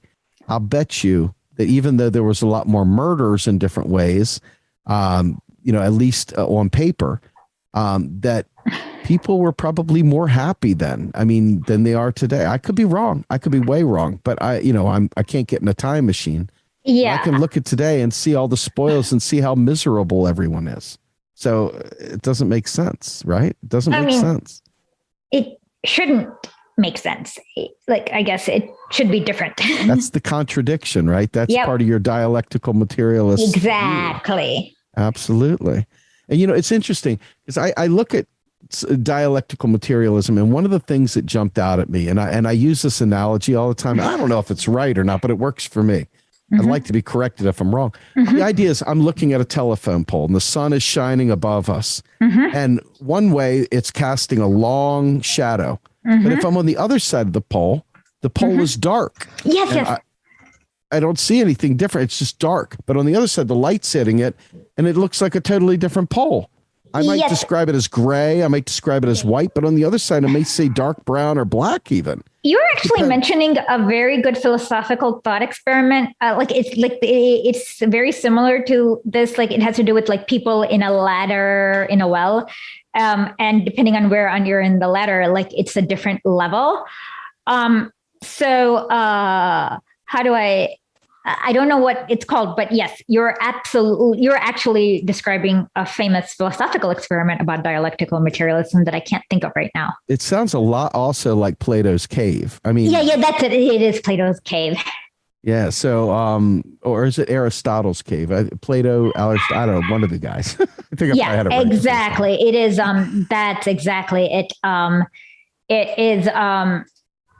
Yes, that's exactly it. It's the allegory of the cave. Yeah. Yes. So getting back to this, it says, it is interesting to note that even the bourgeois economist A. Landsberg, whose criticism of imperialism is as petty bourgeois as Kautsky's, nevertheless got closer to a more scientific study of trade statistics. He did not compare one single country chosen at random and one single colony with the other countries. He examined the export trade of an imperialist country, one, with countries which are financially dependent upon it and borrow money from it, and with countries which are financially independent. He obtained the following results. Now, I don't know if we want to go over this whole hold on. I'm making a chart right now. Just give me 1 second. Sure. But what you notice, the main trend is that countries that are financially dependent on Germany has less trade than countries that are financially independent of Germany both years. And it's because so we got the graph. Okay, so let's go to the conclusion. Okay. Landsberg did not drop. Yep. So Landsberg did not draw conclusions and therefore, strangely enough, failed to observe that if the figures prove anything at all, they prove that he is wrong. He's I love a this perfect part. Twitter troll. Yeah. For the exports to countries financially dependent on Germany have grown more rapidly, if only slightly, than exports to the countries which are financially independent. I emphasize the if for Landsberg's figures are far from complete. Yep. Tracing the connection between exports and loans, Landsberg writes, in 1890 to 91, a Romanian loan was floated through the German banks, which had already in previous years made advances on this loan. It was used chiefly to purchase railway materials in Germany. In 1891, German exports to Romania amounted to 55 million marks. The following year, they dropped to 39.4 marks, and with fluctuations to 25.4 marks, 24 million in 1900. Only very recent years gained the level of 1891 thanks to two new loans. German exports to Portugal rose following the loans of 1888 to 21,100,000. Then in the two following years, they dropped to 16,200,000 and 7,400,000 and regained their former level only in 1903. The figures of German trade with Argentina are still more striking. Loans were floated in 1888 and 1890. German exports to Argentina reached 60,700,000 marks in 89. 2 years later, they amounted to only 18,600,000 marks, less than 1/3 of the previous figure. It was not until 1901 that they regained and surpassed the level of 1889, and then only as a result of new loans floated by the state and municipalities with advances to build power stations and other credit operations. I want to stop there for a second. Wait, that just sounds just like the IMF. Yes, but what I want to say is very clearly that without infusions of cash, okay, people's propensity to save, people's propensity to spend money abroad, people's propensity to waste and squander or lose or whatever. The fact is there are all kinds of what we call demand leakages that literally bleed the economy. And without having a net infusion into the economy, that economy will eventually do what you see in these numbers. It will shrivel up. And so in the United States today, we're finally starting to see them understand that without deficit spending, the country will go bankrupt and they'll need loans. But that's the beauty of a currency issuing nation, is that a currency issuing nation can in turn fund all of its operations without going to the IMF, without going to, some wild bankster out there in Europe. The United States, for example, creates its own money out of thin air and spends it into existence. The question is not whether it can do it. The question is, what is it spending on? And so I think that if you think about what a communist or a socialist movement might look like, even with the existence of money in the exchange, that you would still preferably want to see that ability to offset it, because by offsetting those leakages, you stop trying to encroach. It's kind of like an imperialism killer if used correctly. I mean, you don't need to go chasing these things. You can do it domestically. And I think that that's what you see now, is that in the United States in particular, is that we're starting to, in some perverse way, MMT is making some minor inroads. It's still, unfortunately, largely being presented in reformist circles, simply because there's no appetite for revolution in this country right now, largely because of the propaganda apparatus. But regardless, this is very necessary. And you could see it right here in what they just said. The only reason why it came back to life, as they said, a new Chilean loan floated by the German right banks. Before you mentioned this, let's one important part. Sure. So here is Germany actually taking away monetary sovereignty from Argentina by forcing them to have advances where you build German power stations and tying it to other German credit operations. So while the U.S. So I guess what people don't realize is that the U.S. has monetary sovereignty because it takes it away from Afghanistan, Iraq, or Chile, like all the countries that they do have the IMF loans. So you still, in the end, we kind of can't escape the labor value, in that the third world countries is where you get the raw materials from, and that takes the most amount of labor, but that's like valued the least. So you're always going to be stealing that labor and kind of passing off the gains here. So what I see here is like a pre-IMF thing that's like a smaller scale of like colonialism, that basically Germany's kind of taking away monetary sovereignty from both Argentina and Chile here. Absolutely. Well, if you look at the U.S. right before the Federal Reserve Act of 1913, you kind of had that throughout the entire country, where you had Billy Bucks if there was a Billy Bank, you'd have Joey Bucks if there was a Joey Bank, you'd have a Deutsche Bank, you have a this bank, and each of them had their own kind of unit of account. And when they converged all that in the Federal Reserve Act and kind of made the payment system, there was a lot of good ideas in that, but a lot of ideas that were turned into bastardizations as time went on.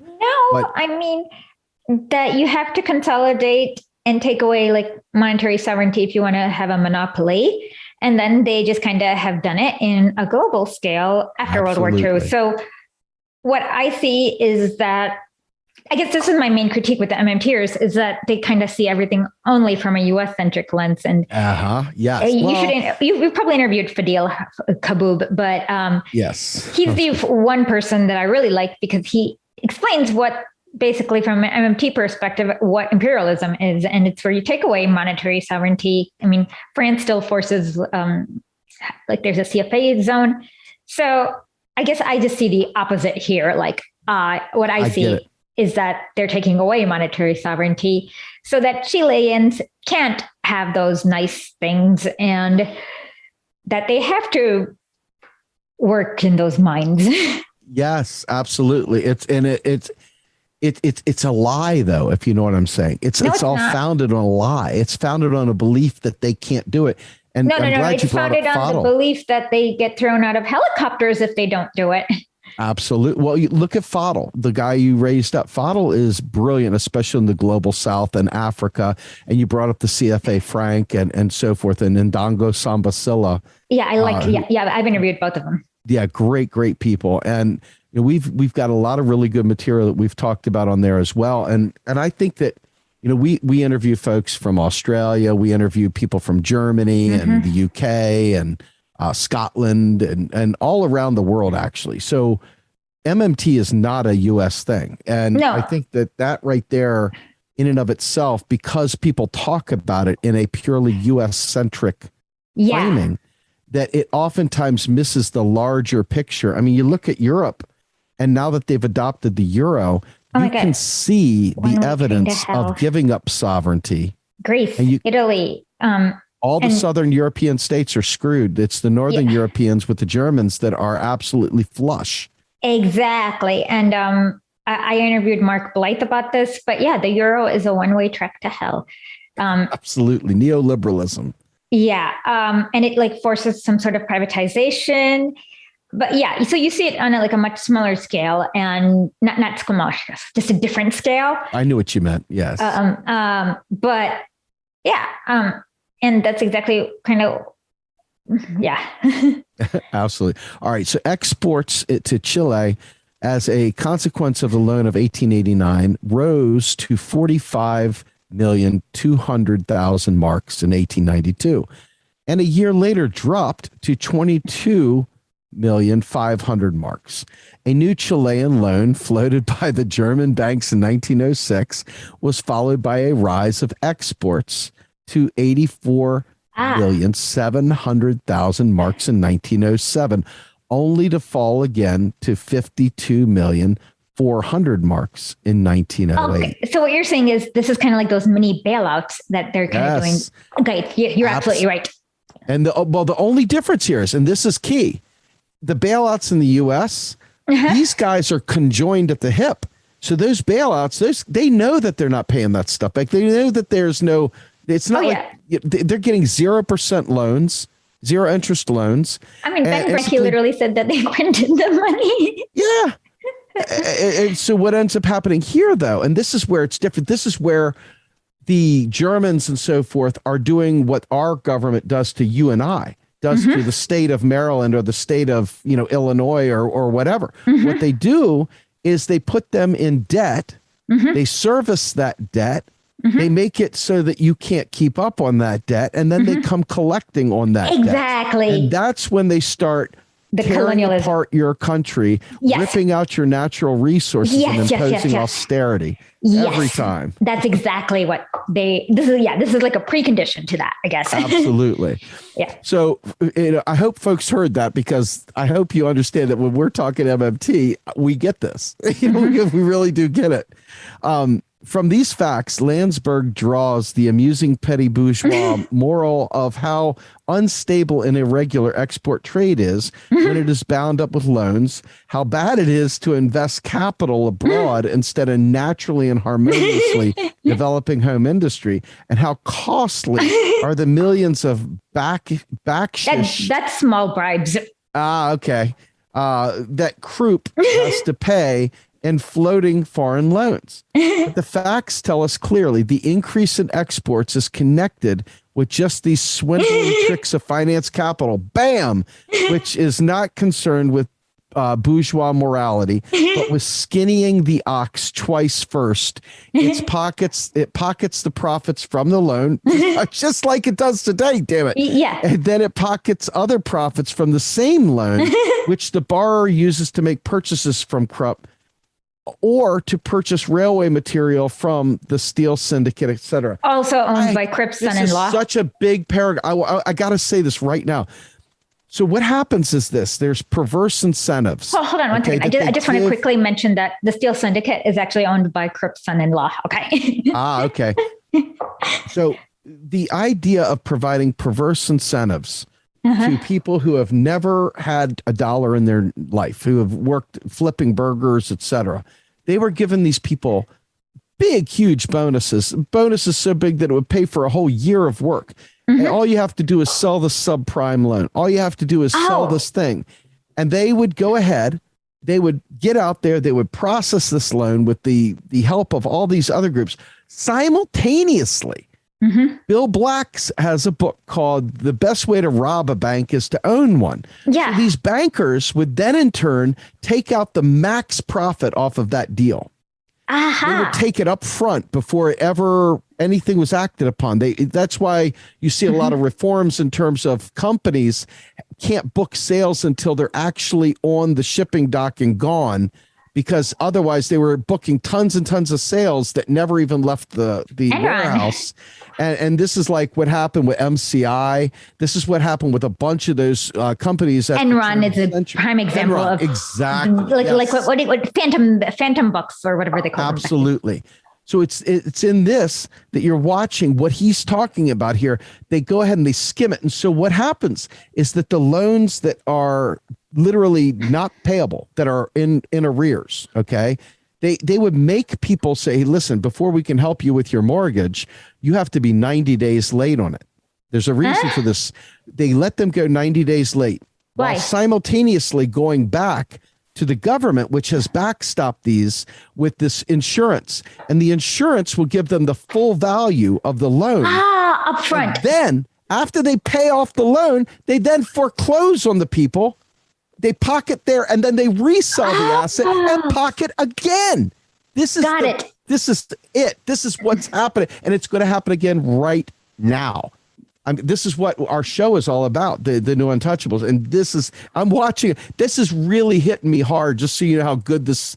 I'm so thankful you brought me on to do this, because I had no idea what I was stumbling into, and this is manna from heaven. This is absolutely rock solid. I mean, the guys I work with are definitely not communists, but when they read this, it might change their mind a little bit. I mean, like I said, reality takes you here.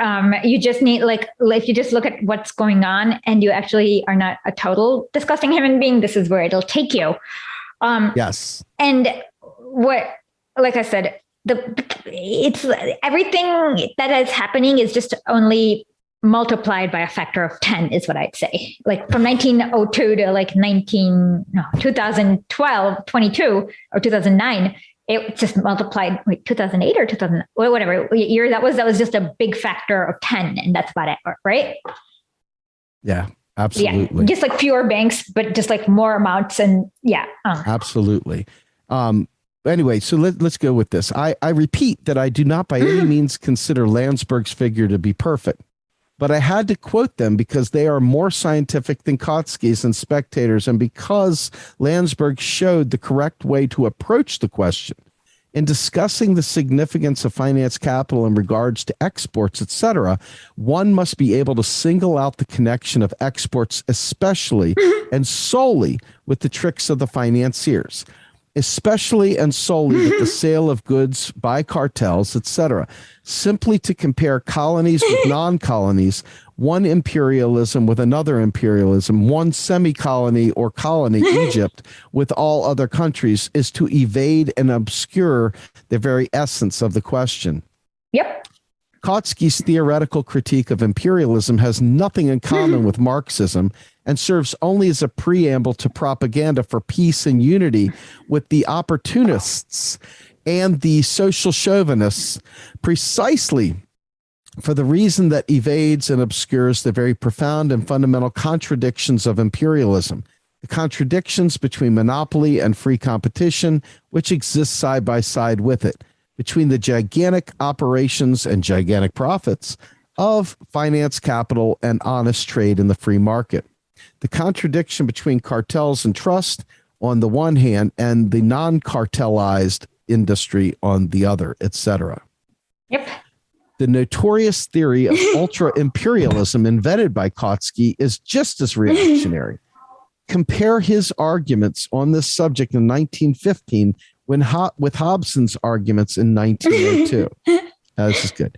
Kautsky cannot the present imperialist policy be supplanted by a new ultra-imperialist policy, which will introduce the joint exploitation of the world by internationally united finance capital in place of the mutual rivalries of national finance capital? Such a new phase of capitalism is at any rate conceivable. Can it be achieved? Sufficient premises are still lacking to enable us to answer this question. Except we entered it and the answer is yes. Christendom thus laid out in a few great federal empires, each with the retinue of uncivilized dependencies, seems to many the most legitimate development of present tendencies, and one with which would offer the best hope of permanent peace on an assured basis of anti-imperialism. Interesting. Kautsky called ultra-imperialism or super-imperialism what Hobson 13 years earlier described as inter-imperialism. Except for coining a new and clever catchword, replacing one Latin prefix by another, the only progress Kautsky has made in the sphere of scientific thought is that he gave out as Marxism what Hobson in effect described as the cant of English parsons. After the Anglo-Boer War, Anglo-Boer War? Boer War. The Dutch and the South African War, where where the first British pioneered the Boer concentration camps that the Germans later used. Aha. Okay. Yeah. It was quite natural for this highly honorable caste to exert their main efforts to console the British middle class and the workers who had lost many of their relatives on the battlefield of South Africa, and who are obliged to pay higher taxes in order to guarantee still higher profits for the British financiers. And what better consolation could there be than the theory that imperialism is not so bad, that it stands close to inter or ultra imperialism, which can ensure permanent peace, no matter what the good intentions of the English parsons or of sentimental Kautsky may have been. The only objective, i.e. real significance of Kautsky's theory is this. It is a most reactionary method of consoling the masses with hopes of permanent peace being possible under capitalism by distancing their attention from the sharp antagonisms and acute problems of the present times and directing it towards illusory prospects of an imaginary ultra-imperialism of the future, deception of the masses.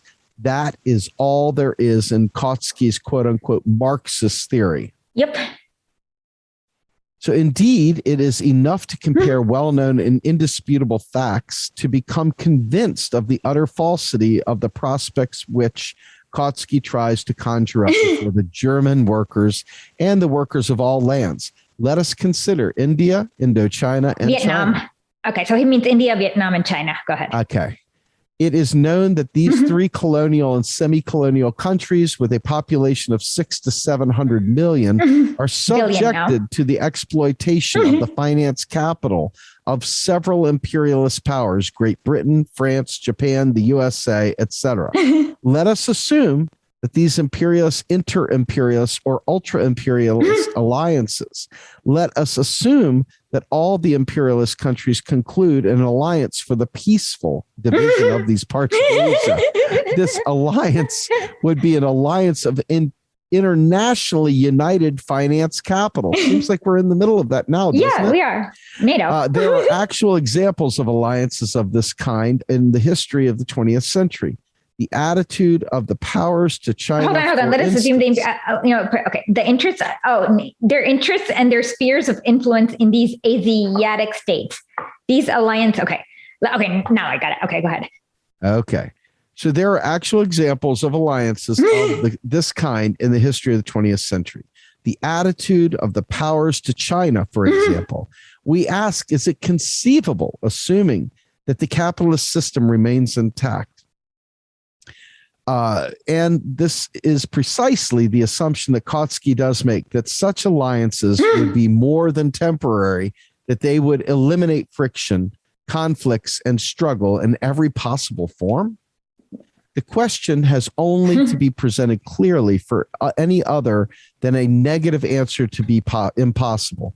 This is because the only conceivable basis under capitalism for the division of spheres of influence, interests and colonies, etc., is a calculation of the strength of those participating, their general economic, financial, military strength, etc., and the strength of these participants in the division does not change to an equal degree.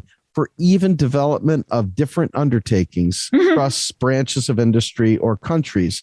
It is impossible under capitalism. Half of a century ago, Germany was a miserable, insignificant country. If her capitalist strength is compared to that of Britain of the time, Japan compared with Russia in the same way, it is conceivable that in 10 or 20 years' time, the relative strength of the imperialist powers will have remained unchanged. It is out of the question.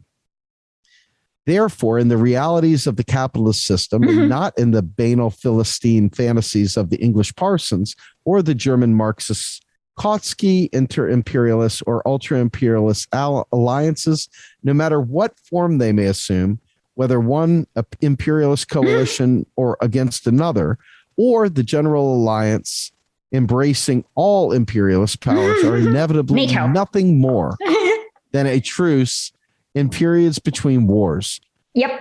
Peaceful alliances prepare the ground for wars, and in their turn grow out of wars. The one conditions the other, producing alternating forms of peaceful and non-peaceful struggle on one and the same basis of imperialist connections and relations within the world economics and world politics.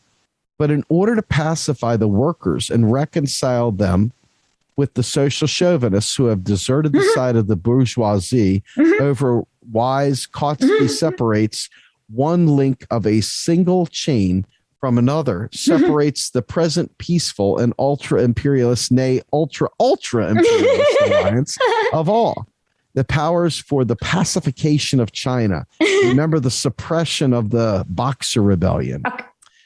From the non-peaceful conflict of tomorrow, which will prepare the grounds for another peaceful general alliance for the partition, say, of Turkey. Or which was used to be, well, Iraq back then was part of the Ottoman Empire, Syria too. That's true. Yep. Not much has changed. No. For the day after tomorrow, et cetera, et cetera.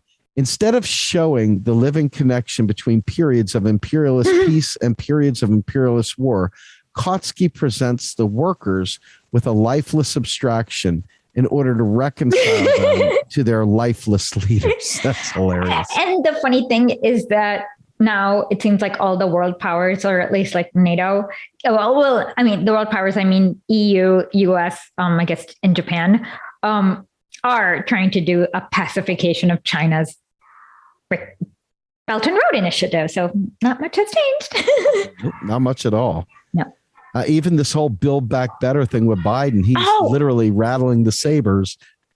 I haven't looked at it, thankfully, yet. So, but I'm sure it's horrible. Well, what's interesting about it is that the things he's talking about doing are things that we should have been doing forever. Some of this stuff is basic infrastructure. Some of this is basic stuff that when you own a house, you actually scrub the carpets and replace windows and do things that are naturally to keep it going. And we have cut the spigot off so much because it didn't serve capital. And now all of a sudden they're realizing that because we starved our own infrastructure, that now we're falling way behind the rest of the world in all these different ways. So now we're going to catch up. But the only way we know how to catch up is to make a boogeyman. So we got to make China our boogeyman so that we can then in turn Cold War ourselves up to producing what they're doing. That's what's going on. Wait, how is China doing it without a boogeyman?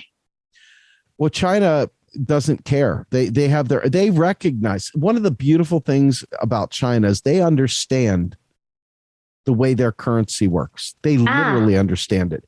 And so they know that they can pour insane amounts of money into the most technologically awesome things, some of the most incredible things. And they recognize that by doing that, they set themselves up to survive the nonsense that goes on from external imperialists trying to screw with them. So Got it. That's it. So an American writer, Hill, in his A History of the Diplomacy in the International Development of Europe, refers in his preface to the following periods in the recent history of diplomacy. 1, the era of revolution. 2, the constitutional movement. 3, the present era of commercial imperialism. Another writer divides the history of Great Britain's world policy since 1817 into 4 periods. One, the first Asiatic period, that of the struggle against Russia's advance in Central Asia toward India. 2, the African period, approximately 1885 to 1902, that of the struggle against France for the partition of Africa, the Fashoda incident of 1898, which brought her within a hair's breadth of war with France. And 3, the second Asiatic period, alliance with Japan against Russia. And 4, the European period, chiefly anti-German. The political patrol clashes take place on the financial field, wrote The Banker, Reiser in 1905. It showed how French finance capital operating in Italy was preparing the way for a political alliance of these countries, and how a conflict was developing between Germany and Great Britain over Persia. Between all the European capitalists over Chinese loans, etc. Sounds familiar. Yes. Behold the living reality of peaceful ultra-imperialist alliances and their inseverable connection with ordinary imperialist conflicts. Kautsky obscuring of the deepest contradictions of imperialism. And let's be clear, contradictions is, in my opinion, a hat tip to materialism. This is okay. So, which inevitably boils down to painting imperialism in bright colors, leaves its traces in the writer's criticism of the political features of imperialism.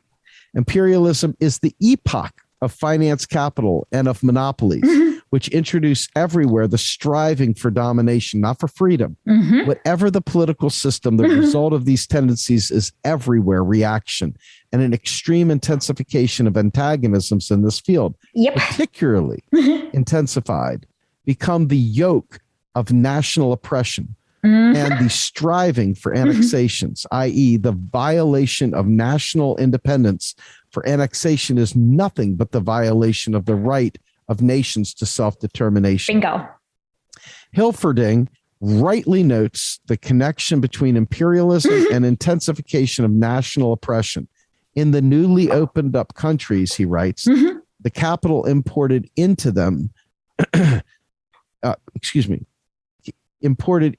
intensifies antagonisms and excites against the intruders the constantly growing resistance of the peoples who are awakening to the national consciousness. This resistance can easily develop into dangerous measures against foreign capital. Oh no.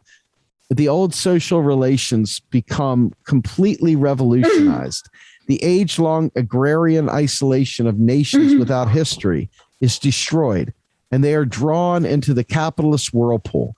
Capitalism itself gradually provides the subjugated with the means and the resources for their emancipation, and they set out to achieve the goal which once seemed highest to the European nations, the creation of a united national state as a means to economic and cultural freedom. This movement for national independence threatens European capital. It is the most valuable and most promising fields of exploitation. And European capital can maintain its domination only by continually increasing its military forces. Yes. Doesn't that sound strikingly familiar to the place that we might live? I think I just have to change European to American.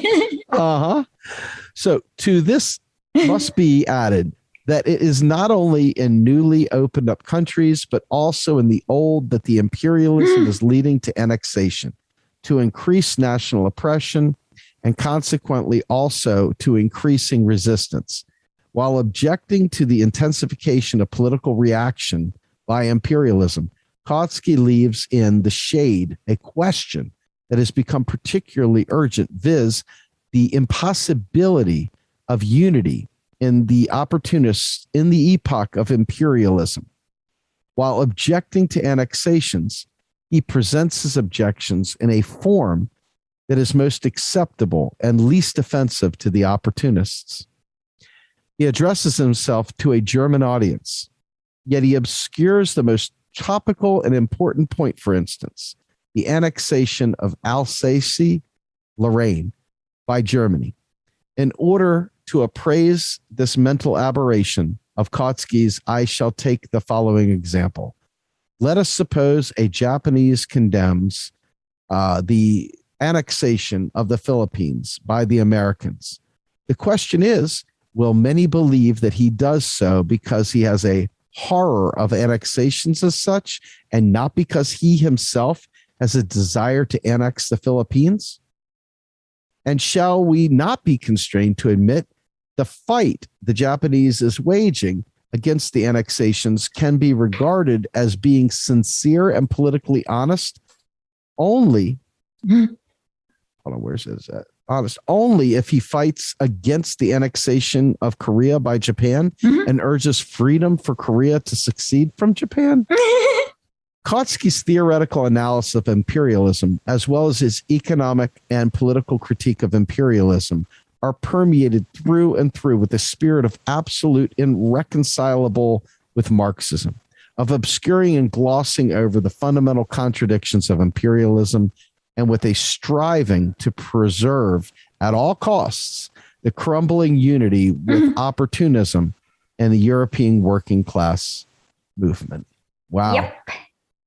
I feel all the better for having read that. I feel completely and utterly emboldened, if you will, to know that this, if you haven't read history, if you haven't any kind of analysis, if you have no understanding of dialectical materialism or any of the contradictions that capitalism imposed upon society going back to the turn of the 19th century and even before, you're not going to get this. It's going to seem perfectly natural to you because this is all you've ever known. Yeah. And then now we realize it's a loop that keeps, it's like the theory of the Mobius, this twist in the fabric of space where time becomes a loop, blah, blah. And so what I noticed is that what they did, well, actually, I just kind of was like looking through these old WikiLeaks cable. And in fact, a lot of the Afghan Mujahideen after the 90s ended up in Bosnia. Interesting. How did that happen? Totally not the Central Isolation Asia or whatever. Like, and then you kind of see that these same players kind of keep circling the drain. Like you get the Saudis, the British, like it's like the same players. It's like a Fibonacci sequence. Yeah, they're all circling the same drain. Yeah, I just, as you were saying that, I kept thinking about a Fibonacci sequence. I mean, it's just literally, I'm going to have to really chew on. I think there's something there for another day. Fibonacci is like 1, 1, 2, 3. Just keeps going like this. 5, 2, yeah, exactly. It's like, that's the spiral, like that kind of. Yes. Yep. Circling the drain. Yeah, exactly. And so, while these may seem like it never happened before, all of this has happened. And people have also fought against it, have been successfully fought against it. And I always say, learn from winners and not losers. And that's the entire thing about propaganda, is that they're trying to make the winner seem like total villains when, like, it's kind of funny, like with Russia, what they're really upset about is that it's not about Putin. It's that they're not celebrating Lebensraum Day on the last Thursday in November. They're celebrating Victory Day in Russia. Like that's literally the thing that they're still upset about. And like, no matter what Putin does or does not do, it doesn't even matter. It's the same with China. Like they're upset that China is now an equal as opposed to a colony. So it's the same thing. Like, I think one of the things that's challenging here, and I challenge anybody to think about what I'm saying. The enemy of my enemy is my friend kind of thing, right? And Putin is no different than any of the other oligarchs that were exposed in the Panama Papers, right? I mean, every one of these people was exposed. As you mean, he's no different. He's just as much of a fraudster as Trump and everybody else. Well, as you mean that it's, I guess, true, but that's another. I just don't want to worry about that right now. Like it's like not your country, and sure. Like half the time, like it's kind of funny because they make up crazy conspiracy theories. And it's like, it's put in words like whatever. And it's like, if I can't find the data, there's no way that you who works for NBC is finding the data. So it's not like Putin's going to release it to you, right? So that's why the propaganda is definitely destroying our minds, rotting our minds. Oh my God, yeah. Out. Yeah, she's like, I wanted Janet to download this because I just kind of wanted to quickly play this. But Rachel Maddow played something where she's like, what if Russia's propaganda is influencing our foreign policy? And it's like, that would be great because then we wouldn't be in war with Iraq or Afghanistan because Russia opposed both. And so she's like turning everything into like some cheap national, it's like increasing. And then there's the pure with China. It's just like hate. I don't know what else to say, like pretty bad tropes and just back to the yellow journalism from 100 years ago where they're like, oh, are the Chinese going to kidnap white people? You know what I mean? Well, what they've done, and I think it's masterful and it's sickness and perversion. What they've done is they've made us forget that we were against nationalism. Isn't that what Trump's entire presidency was all about? Was that these nationalists, we got to go after them, right? And then as soon as Trump was gone, now we flipped on a more compassionate nationalism. It's kind of like compassionate conservatism. Oh yeah, that's a great analogy from Bush. Absolutely. It just hits you like a ton of bricks the way now all of a sudden we're build back better. Now, don't get me wrong. We should be focusing on domestic policy. Of course, but we're not focusing on rebuilding our infrastructure. These are noble and laudable things if done correctly. But what they've done is also doing coups in Thailand, Malaysia, and some other Philippines. They're and Myanmar. Sorry. Yes.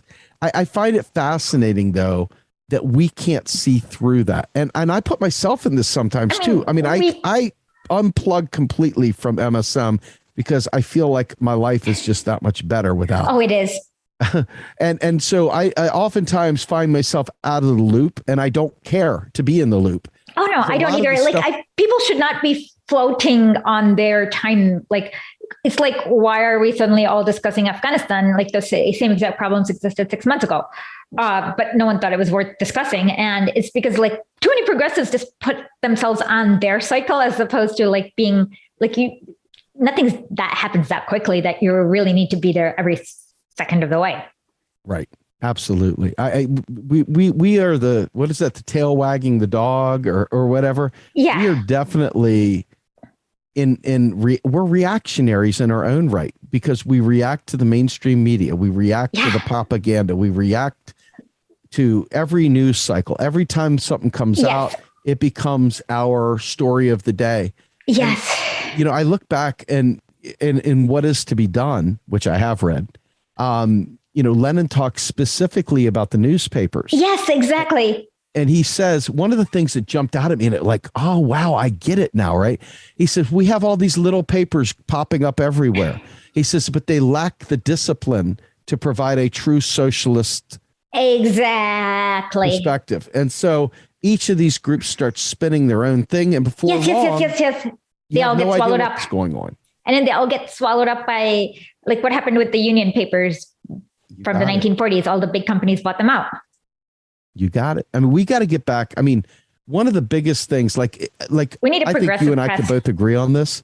As bad as things are, they're clearly not bad enough to make people rise up and let the contradictions be so powerful that they revolt. That's not here. Inside the imperial core now. In other places, yeah. So, in my opinion, at this point in time, understanding that the conditions haven't reached that point, and I think Lenin would sign off on this. Oh, yeah. We got to do what we got to do in this time frame to get the best we can get towards that goal. And what I see right now is a sad case of people not only accepting the narrative, but checking out the narrative. They literally check out. They stop focusing on learning. They stop digging. They stop sharing the information. And what ends up happening is there's a vacuum. Yes. And in that vacuum is the fake conspiracies, the conspiracies libertarians tell each other are absurd to the point of ridiculous. Well, you don't even need to do it because it's the State Department does not hide what it does at all. Exactly. It puts it right here, like in a table that you can read on You got it. Like my information is nothing more than downloading document, like doing a FOIA request and just reading what they say. And if you're in power, you don't have to hide because you're in power. You have the military who's going to get you no one. So they are very open about what they do. Like only when you're not in power do you have to hide and you're like, oh, we're going to secretly rob a bank. But when you are the bank and the robber, you don't have to. You can just openly do it. And there is Bill there, right in what you just said. That is Bill Black's book. Literally, the best way to rob a bank is to own one. Okay. Exactly the correct statement right there. Yeah. Anyway, well, look, Asha, I got to go. Well, how do people find you? And just kind of give us your links. Sure. So I am the founder and CEO of Real Progressives and Real Progress in Action. One is a 501c3. The other is a 501c4. And you can find our website at realprogressives.org. Yep. And under action, you can find the Real Progress in Action. I am the host of 2 podcasts, soon to be 3 podcasts. One is Macro and Cheese. Oh, I love that find one. that under our media. And you've been my guest now twice. Yeah. Show. I like the Haitian episode a lot with that. Like that was really fun. Pascal Robert was great. Yeah, that's what Pascal Robert. Okay. Yes. And so then the other one is the one that we talked a lot about here with the new Untouchables, and where we're under, we're finding. Is that the one with the Pecorino? Yes. That was very like Wall Street Under. That was like a really good episode. One of my. It's like it was hard to keep track of everything. Like they were able to get away with like JP Morgan like has something like had some strange deal with some other banker in some class. It's just like creepy. We have so many things. It's a great, if you all ever want to learn about the whole crash and the control fraud that's still going on today, we are literally dealing with the whistleblowers and the legal experts, the JDs, et cetera, like Bill Black and people across the country, really, really smart people. We've had Dennis Kucinich come through and Michael Perino, who wrote The Hellhound of Wall Street, you name it. Yeah, and then he got gerrymandered out. Yeah, exactly. And then the last podcast that I do, and this is coming up here probably in the late September, early October timeframe, is the S word, socialism. S word, that's right. And it is partially about what you might suspect in terms of socialism, but it's also a deep dive into struggle, into the arc of struggle in each period. And we're starting, interestingly enough, with the French Revolution, because we could go back a million years, but we just decided, let's start with the French Revolution. And after the French Revolution, you get a lot of the colonial revolution. So it's like a good time to just kind of start. Absolutely. And one of the things that's interesting about that is there is a lot of discussion that Haiti was the revolution in Haiti was a direct result of the Enlightenment and all the stuff going on in France. But that's not true. And in fact, if you look, there is a slave in Haiti. He was a true African slave, but he spoke Muslim. I mean, he was able to read the Quran. Oh, he was able to do a lot of things. I want to say it's Makalak or... He spoke Arabic, right? Yes. He, I'm sorry, I was trying to think of the religion that was Muslim. He literally was gifted in many ways. And I think I keep wanting to say Makalak. Anyway, he is a slave that was brought to Haiti.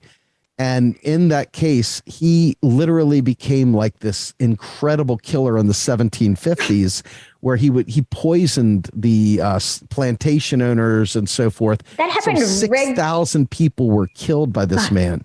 And that happened regularly too. That's kind of how race came into America, is that if you had too many slaves, they were going to band together and just like murder the plantation owner and take over. And then if you had too many middle managers, like overseers, they'd band together and murder the plantation owner and take over. So you kind of had to balance the slaves against the middle managers. And that's why the founders were like so obsessed with race and ratios. And like, it was just like psychotic. Mackendal. His name was Mackendal. And it was Mackendal's rebellion. And he led all these folks to really take him on. And he was captured, of course. Was he killed? And when he was captured, he was tied to a tree. And when they burned him alive, and the tree broke in half, and they believed that his spirit was inserted into the tsetse fly. And What is the because he tsetse was fly? such a murderous dude. He was just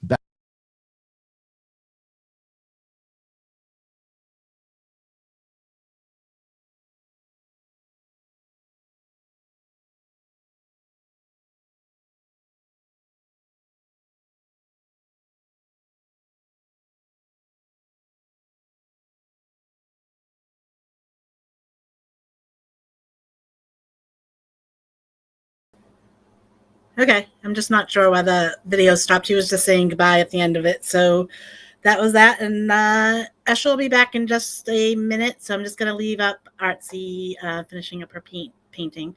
And She joined. oh, here she is. Hi. So I guess the video spontaneously stopped, and I'm for some odd reason shining bright red here, and I don't know what. And my niece apparently confirmed that I did have lipstick on my teeth. So Artsy, are you available to quickly talk about what you painted? Yeah, I can do that. So basically, I just today have been looking over lots of images of Afghanistan, and I kind of combined a lot of the influences that I saw. There's one main image that I found especially beautiful, and so I just wanted to capture, the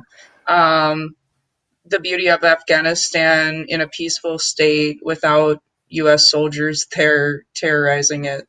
So, because it's a beautiful country. Is this from a particular location? Sure, yeah. Like I found this photo, which was a big inspiration. I'm not sure what the exact spot is, but I can send it to you. But that would be great. yeah, but I was looking at like different parts of via Google Images, and yeah, we're kind of like sold this image of Afghanistan in the US being like, just desert and sand and whatnot, and obviously that couldn't be further from the truth, It's so a lot of mountains. really, And what another thing is that on TikTok, I've put up videos of democratic Afghanistan, and some boomers cry because they didn't realize how developed and advanced it was until they bombed everything and destroyed everything. So yeah. yeah, and it's like people, when they imagine things, they seem to imagine everything like it's the present as opposed to it constantly changing. And that's one weakness. But yeah, it's lovely. I like it. And so what happens to these paintings after you finish painting them? Do you sell them? Do you keep them? What do you do with them? Yep, I sell them. I post them on my website. I also sell prints, and usually, my website allows people to get like, merchandise with my art, puzzles and things like that. So it just helps support what I do. Helps me continue to buy oil paint and other painting materials because it isn't cheap, unfortunately. So how do we get to your website? Artsymarxist.com, and you'll be able to get to all the places you can purchase stuff from there. So nice. Yeah. I like it a lot. And it's very beautiful, and we should talk more and have you back again. Like maybe yeah, it was really good. And like for me, what I really like about this is that it is very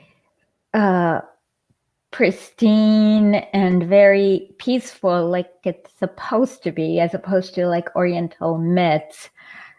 Mm-hmm. And and thank you so much. Of course. So, somebody asked which mountain range is in the background. Let me see if I can find where this specific image is from. I'm gonna send it to you, Esha, so we can pass it on to them from there if I can't find it quickly here.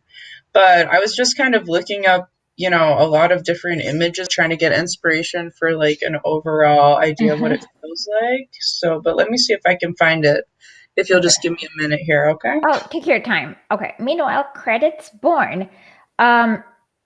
Pretty sure women still get treated like secondhand citizens in Afghanistan, though. That's because the U.S. armed absolute psychos for the past 50 years who destroyed everything. In fact, they threw billions and billions and billions of dollars and they had endless time.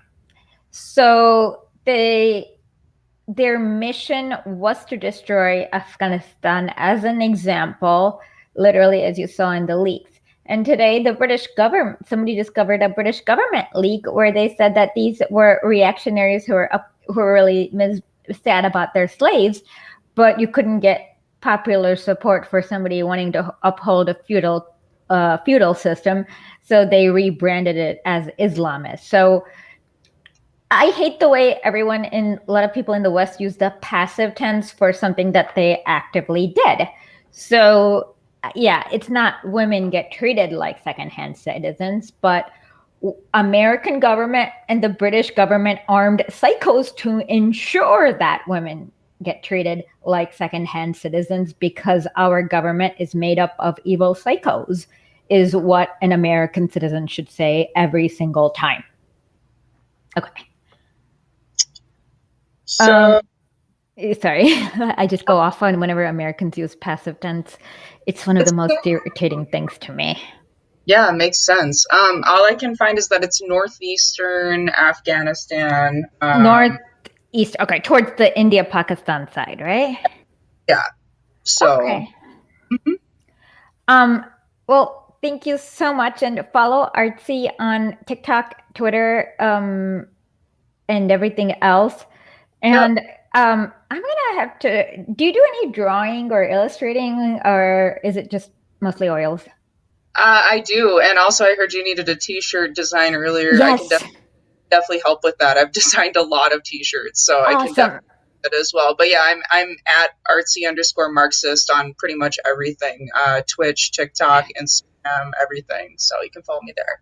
Okay. Well, after we're done with this, like tomorrow or something, I will text you so that we can talk about the T-shirts and the cups and all that. Okay. So VA from NY asked, why do people believe that Russia was a hostile force in Afghanistan? That's because of US propaganda. I was editing this 14-minute Ronald Reagan speech, and within that 14 minutes, he used the word Soviet occupation, Soviet invasion, Soviet invasion, Soviet occupation 100,000 times. But I'm also watching this documentary in Russian called, what is it called? Let's see. It's called Voyny dokumentalny film Tayny Vayny v Afghanistani. Ruski. Okay, so, and there you get to see a lot of different things. Like, for example, a lot of the Soviet soldiers were not European. They were Tajikistanis, they were just like neighbors. And it was thank you, old gringo. Were you, and if you ever want to come on Late Nights with Lenin to talk about this and what other things that civilians miss, like, or don't understand or don't comprehend about the U.S. military occupations, we'd love to have you on, and contact Janet. Okay, so Ghost Start said, BBC reported that U.S. responsible for some deaths after the suicide bomb. So I just messaged this Afghan person who has a YouTube channel called Afghan Eye. And he translated a video from a security guard, and the security guard said that all the deaths came from shooting from above, and the only people who were above and could have guns are the US government. So, and that guy claimed that about 20 people probably died from the initial bomb blast, but then everyone else, like the other 100 people or something, that was from the US soldiers. Okay. Yes, the Soviets, the Mujahideen, I've tweeted this out before, but they were targeting teachers. Oh, by the way, you know how there's that stupid Maddow conspiracy theory about the Taliban being paid bounty for US soldiers? Interestingly, I found a WikiLeaks State Department cable where somebody was being paid bounties for Russian heads in the 1980s. So it's like always protection with them. But yeah, they were projecting. They were being they were invited. And what you see is when you see the Soviets leaving, you see all these like Afghan people crying and hugging and telling them like, we love you and things like that. And we won't forget you. Like, it looks like a completely different relationship. It's kind of like, have you guys seen this old movie called Jerry Maguire? I don't know why it reminds me, but there's this like other jackass who has a manager, and then Jerry has this Rod has Jerry as the manager, and when Rod wins the Super Bowl, he and Jerry hug, and the other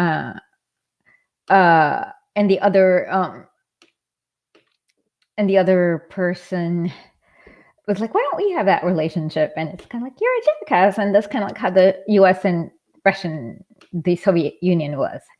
Toasty toast. I don't know why I say this. I can't think of a good sign off. Like, people have this, like, I don't know. There's that dude that says good night and good luck. And what else? Other people have good sign offs, like, and I just can't think of one. And Jon Stewart would always end with like, there's a moment of, and here's your moment of zen or something. And I just can't think of a sign off. So I'm like, Auf Wiedersehen, but that's Heidi Klum's sign off, I believe. And why, I don't know why, so my sister my sister's student works for some fancy company. Janet said, my sign off is saying that you need a good sign off. You're right. Show me the money. That's a little over the top. Auf Wiedersehen. Yeah. And I could say do svidaniya, but I'm so nervous about my pronunciation in Russian that I am so like, it just like makes my anxiety go up if I'm starting to pronounce Russian, and I get very, very nervous. So I'm still in the learning phase, and I forgot what was the end. About the relationship. Oh yeah. I just saw, I'm making a video about all the times that the US media forgot to care about women. And I show them like Iraq, and then in Syria, there's actually women rallying where they say something like, thank you, Russia, and thank you, thank you, Russia in, they say like, thank you, Russia in Arabic. And then you see that, apparently there are also hot girls in the Syrian army, but they don't like to show that because you don't do the vice stuff. Well, thank you, Roxanne. The painting is beautiful. Read Lenin is a great sign off. Okay, I shall do that from now on. Read Lenin. Okay, I will do that. That's a good idea. Okay, thank you. Read Lenin. Hasta la victoria siempre. Así se quedan la clara. I love making those Che Guevara troll videos on TikTok. Death to imperialism. Or I could go smierti fascismo, but I need to get like a Serbio-Croat to tell me how to pronounce that properly, like death to fascism. Okay, so there's the guy, what's his name? Ooh, I forgot his name, but whatever. they only remember to care about women when it's convenient for it. Like, who's gonna protect women if the US troops leave, even though the US troops, I don't know, put in rapey, pedophile warlords who've been raping and pedophiling for the past, in literal and figurative senses, in like all sorts of ways. So it's like, yeah, I mean, I put up a video where this father who was pretty poor, his daughter got gang raped, and he went to file a complaint with the court, which is what you're supposed to do. And he was put in jail for like defaming an elected official or something. So nothing's changed in Afghanistan. Never can say goodbye. Oh, Frida Kahlo. Oh my God. She has this really cool painting called Stalin. She was sleeping with Trotsky, but she decided that he sucked and she supported Stalin, even though she slept with Trotsky.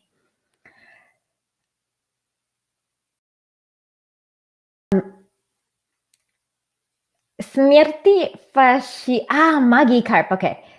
Can you like record like an audio of how, or send me an audio of how to say this, and I will use that from now on.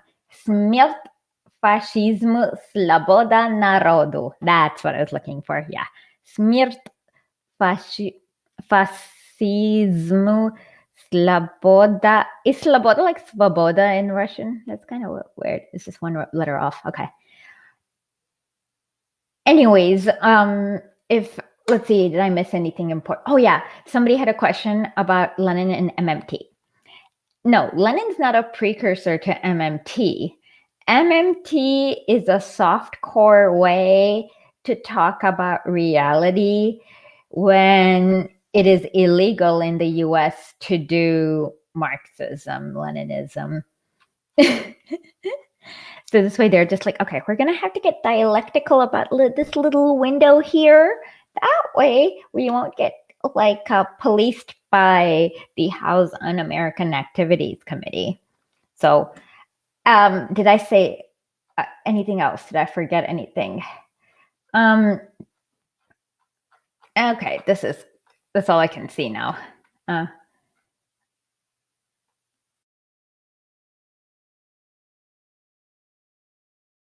Lenin died of a stroke. I mean, that's toasty toast. Yeah, that's not really controversial. I mean, he died. Yeah, he died of a. Yeah, he died of a stroke. Too young. I've always thought about like what I would do if I could go back in time, and that would be it, to get him to live longer and not die of a stroke.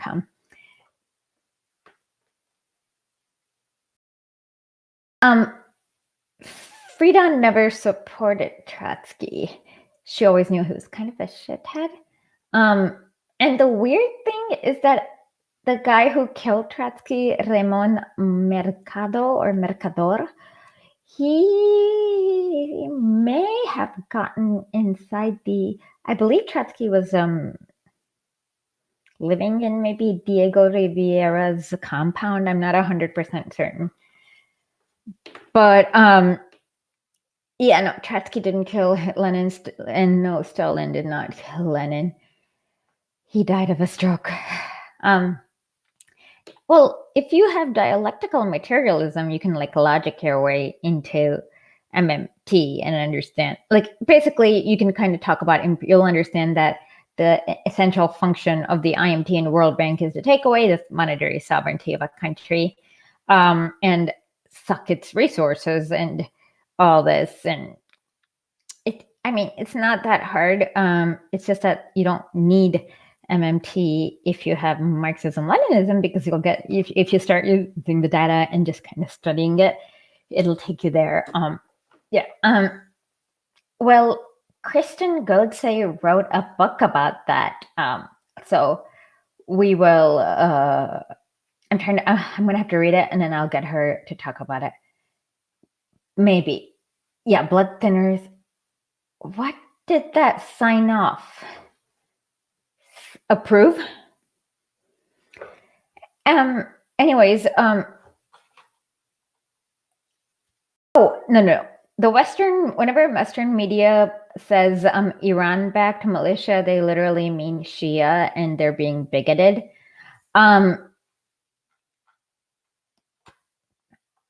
And that's it. Literally, like usually it's not even, you don't even have evidence half the time that they're backed by Iran or have any connection with Iran other than being Shia, is what I've noticed.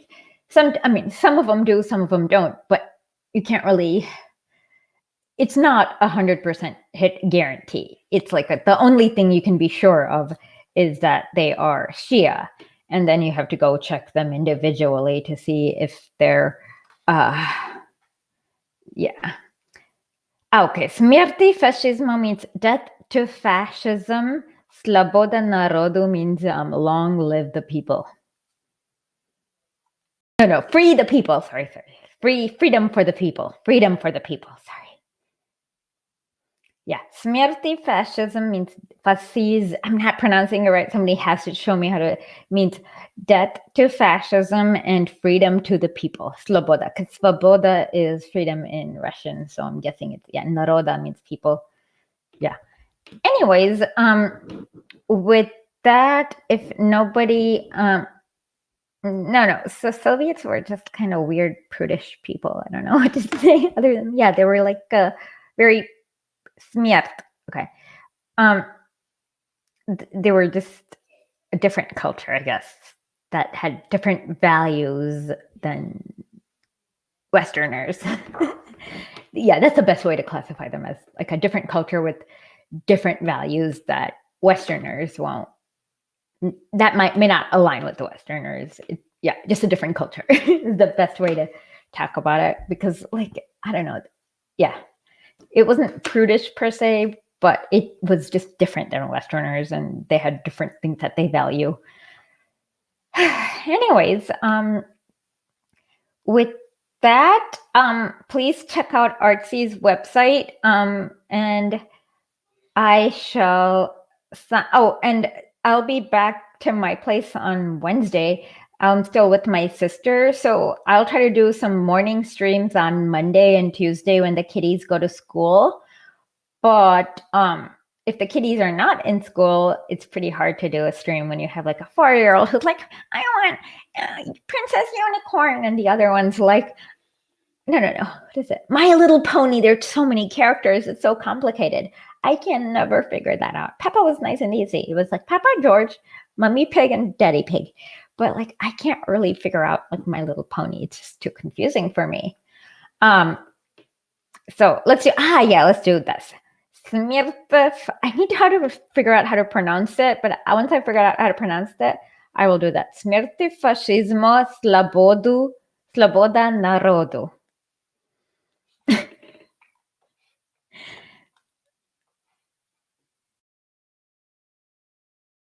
Are we often?